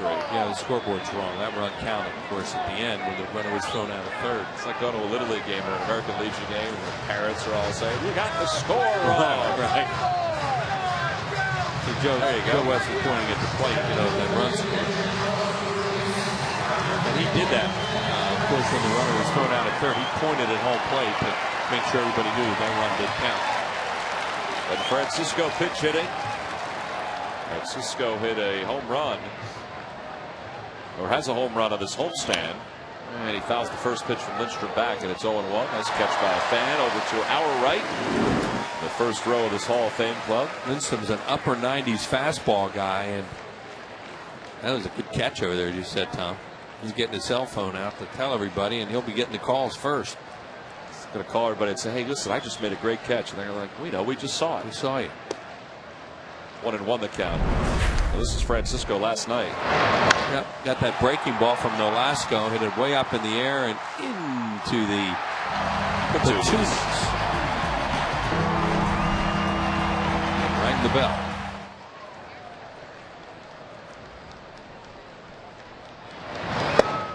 1-2 the count to Francisco. Well, this guy's still firing. Yeah, Lindstrom at one point was the closer for the Marlins. He just walked too many guys. Got into a lot of trouble with bases on balls, and then he got hit. Victorino hit a grand slam off him to beat him in a game in Florida.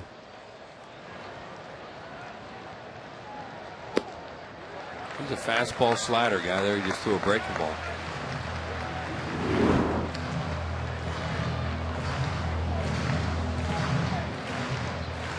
There he is against the Phillies in his career.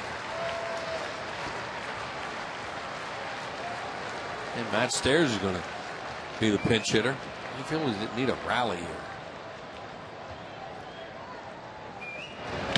And Francisco's down on strikes for out number 1. Another breaking ball. Oh, 1 away, and here's Matt Stairs.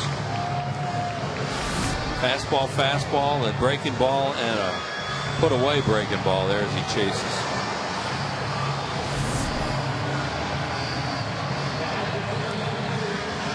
Steve McCannon may have just told Francisco he's going to stay in the ballgame.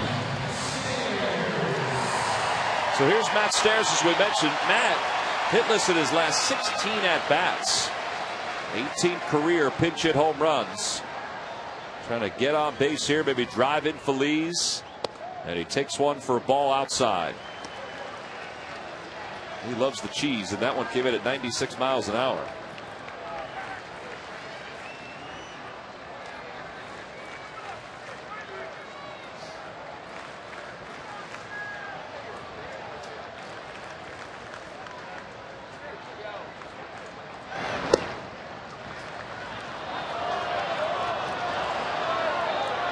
Mentioned Matt has the 18 career pinch hit home runs. He's 2 off the record, which Cliff Johnson has for pinch hit home runs for a career. I asked him about it. He said he doesn't really think about it, but he said, you know, he's going to try to hit one. Oh, yeah.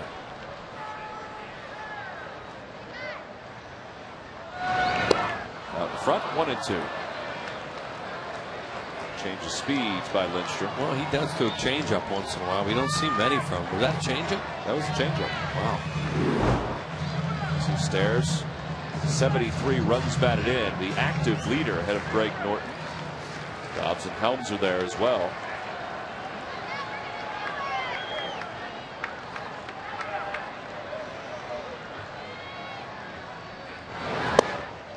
Ooh.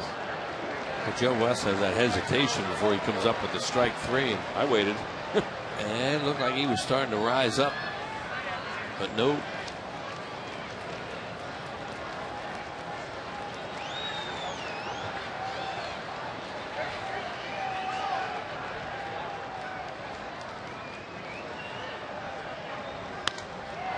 He got out in front of it, and he hit one a mile high on the right side.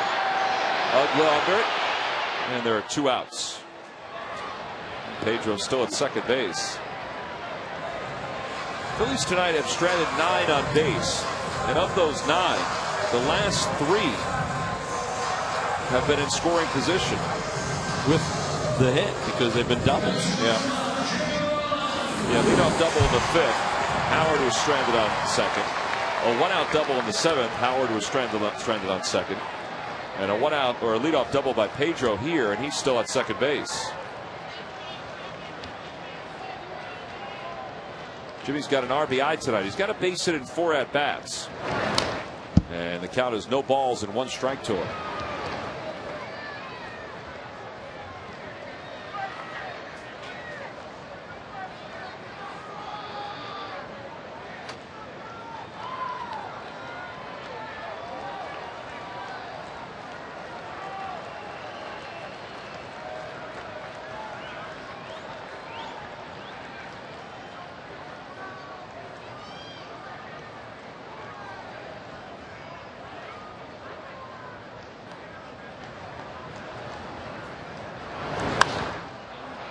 Pop up, third base side, foul territory. Does Cantu have room? He does. And the inning is over. The Phillies have stranded another one in scoring position. 10 runners left on base overall. The leadoff double wasted. We head to the 9th. It's a 3-run Florida lead.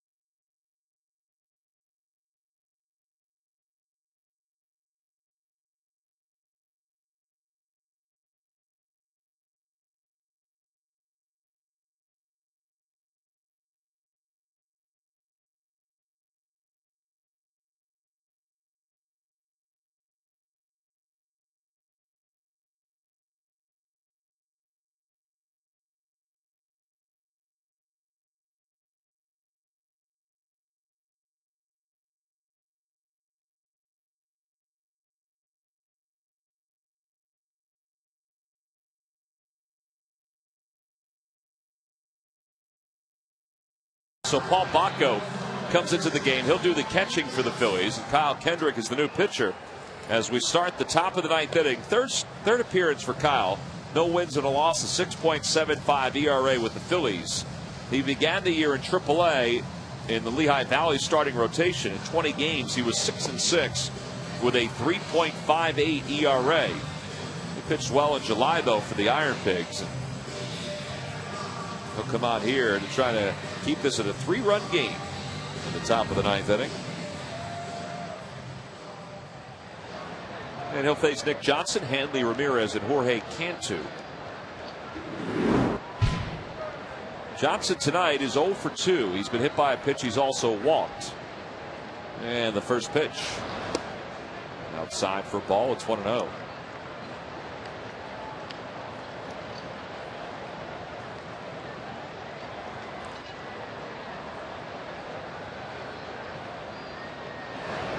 As we mentioned, tomorrow this series will wind down. This homestand will wind down.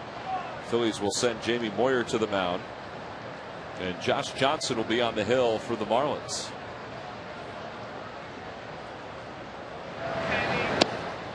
Phillies wind up losing this game, and the best they could do is a 3-3 homestand, which, you know, considering the way they've been playing over the last 21, 22 games here at home, you know, that's not something that they anticipated once this homestand began. Well, they've carried this offensive funk. They've won a couple games against Colorado, but you know they've carried the offensive funk that started on the road into these games. And they need Jamie to pitch well tomorrow against one of the best in the game, Josh Johnson. He's really good. Ball 4, and Nick Johnson leads off the ninth with a walk. In fact, that's the second time he's walked in the game. Mentioned last night that the Marlins probably will come in here and just try to play as good a baseball as they can. Now, they gave some stuff away tonight. The Phillies haven't really taken advantage of that much, but they've been better in these two games to this point. They pitched better, and they've scored runs with 2 outs, which is how you win games. Here's Hanley Ramirez. Ramirez is 1 for 4. He's got an RBI on a ground out. He's also singled. Batting with a runner on first. And this could be 2. J-Roll flips to second for 1. That's a 6-4-3 double play. Well, that ball took a nasty little short hop, it looked like, on Jimmy Rollins. Yeah, Jimmy did a nice job staying with it.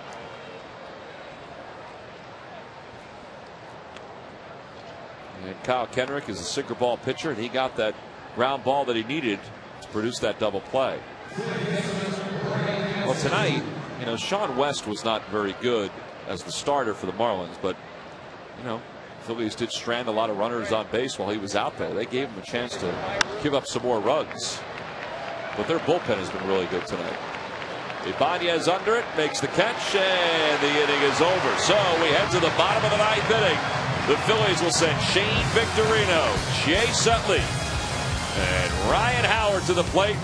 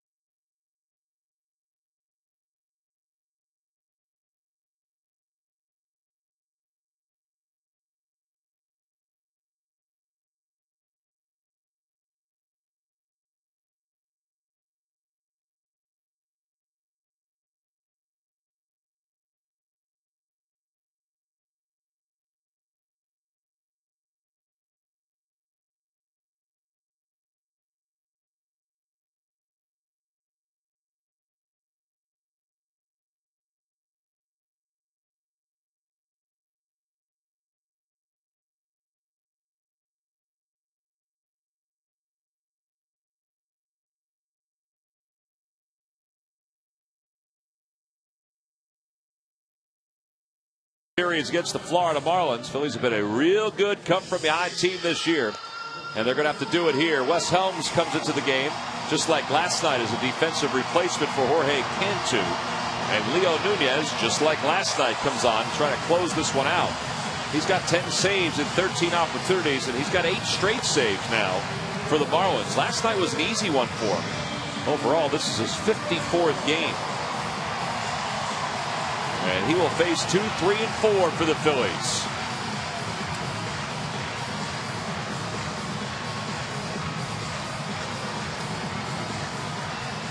Shane tonight is 1 for 4. He's popped out twice, bounced into a double play, single homer run. He now has 50 RBIs, 74 runs scored. And his responsibility is to get on base here in the bottom of the 9th inning. Maybe they'll play the third baseman, the new third baseman, Helms, way up. Take away a bunt, or try to take away a bunt from him. There's Wes right on the edge of the grass.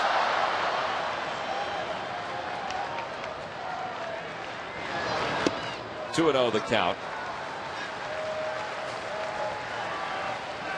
For housekeeping purposes, Wes Helms will bat 9th for the Marlins, and Nunez will bat in the number 4 spot for Florida.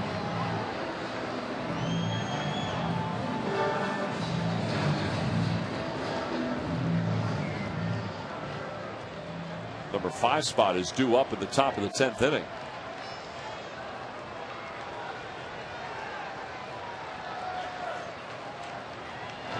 That's in for strike 1. 2 and 1. Nunez last night, he came on, got a strikeout, a pop out, and a ground out. It was Victorino who grounded out to finish it off.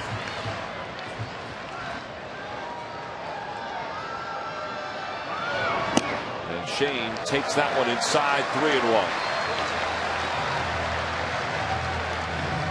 1. Chase waits on deck. Phillies need 2 on to bring the tying run to the plate.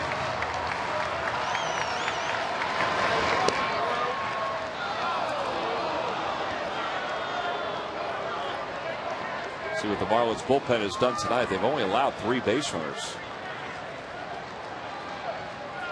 They've allowed 2 doubles. One with 1 out in an inning, the other one to lead off an inning, and Victorino sends one in the air to right center field, pretty deep, moving back Bonifacio. It's a 1-hop off the top of the wall. Victorino flying toward third, and he's going to be there standing.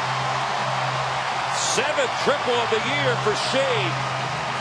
That's a good start for this bottom of the 9th inning. That's right, get up, get your rally caps on.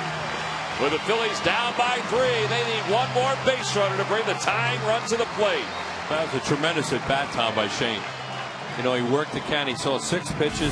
Figured Nunez is going to throw a 3-2 fastball because you don't want to walk him. And he crushes that thing to right center field and has a stand-up triple. Good job.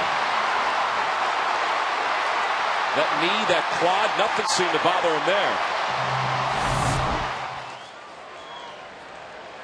43 extra base hits now. That's a good sign, though, that Shane was running as cleanly as he was. Here's Chase. Chase is 0 for 3 tonight. He walked his first time up. Struck out twice, grounded out.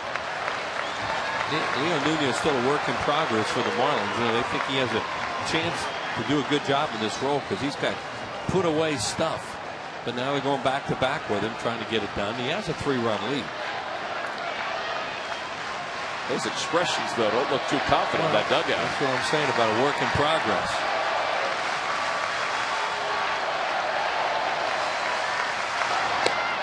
One and 1 the count to Chase. 94-mile-an-hour fastball. And then he has a real good changeup. Those are his 2 pitches. He has slider too, but he's fastball changeup.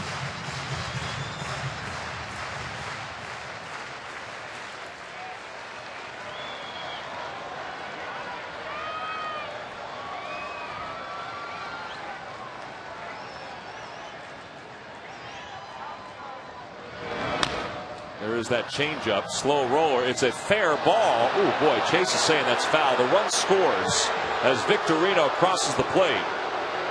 It's not like Chase not to toss the bat away. And Davey Lopes is saying, where did that ball go? First base umpire Ed Rapuano saying it went over the bag. It is an RBI for Chase. It's a 2-run ball game.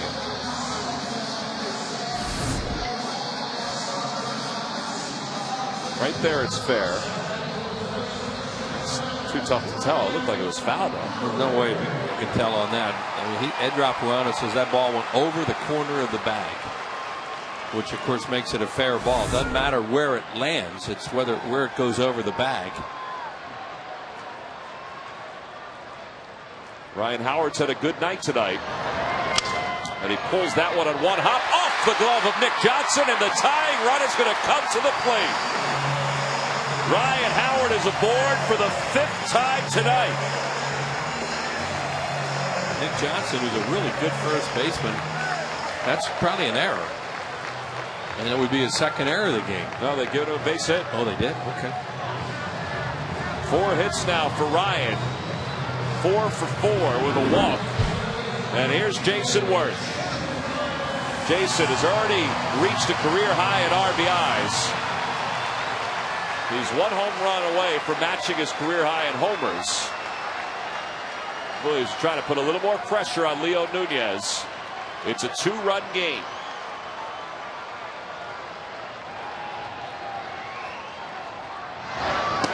Jason holds off. And he's ahead 1-0. First slider he's thrown. He's got all these left-handed hitters up there, and he usually just throws sliders to right-handed hitters.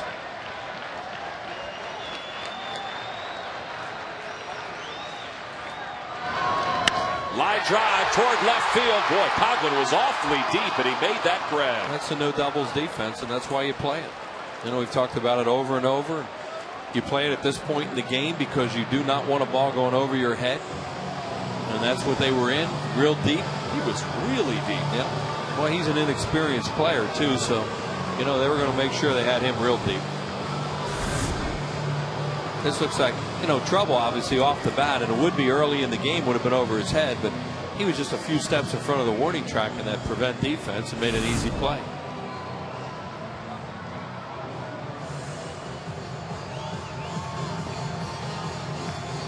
They'll give up the hit in front of you there, but not over your head.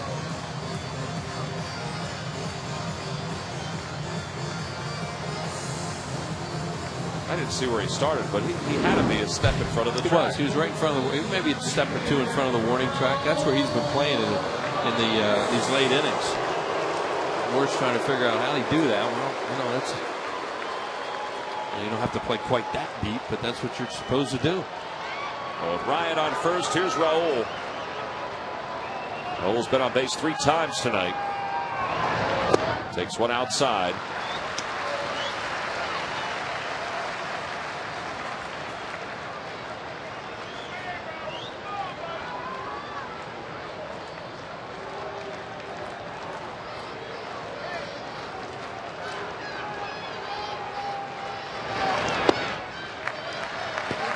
You know, they don't want to walk in here, but they also know they have right with Phillies, even though you put the tying run on base, and they're pitching carefully to Ibanez.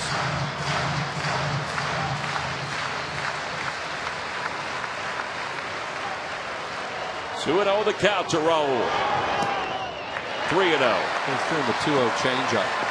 I think Freddie Gonzalez motioned out to Paulino. We saw a shot out. He did something to him to say, look, change up, you pitch around him. You know, don't worry about it. And if he walks, we'll take our chances. But don't give this guy a fastball to hit.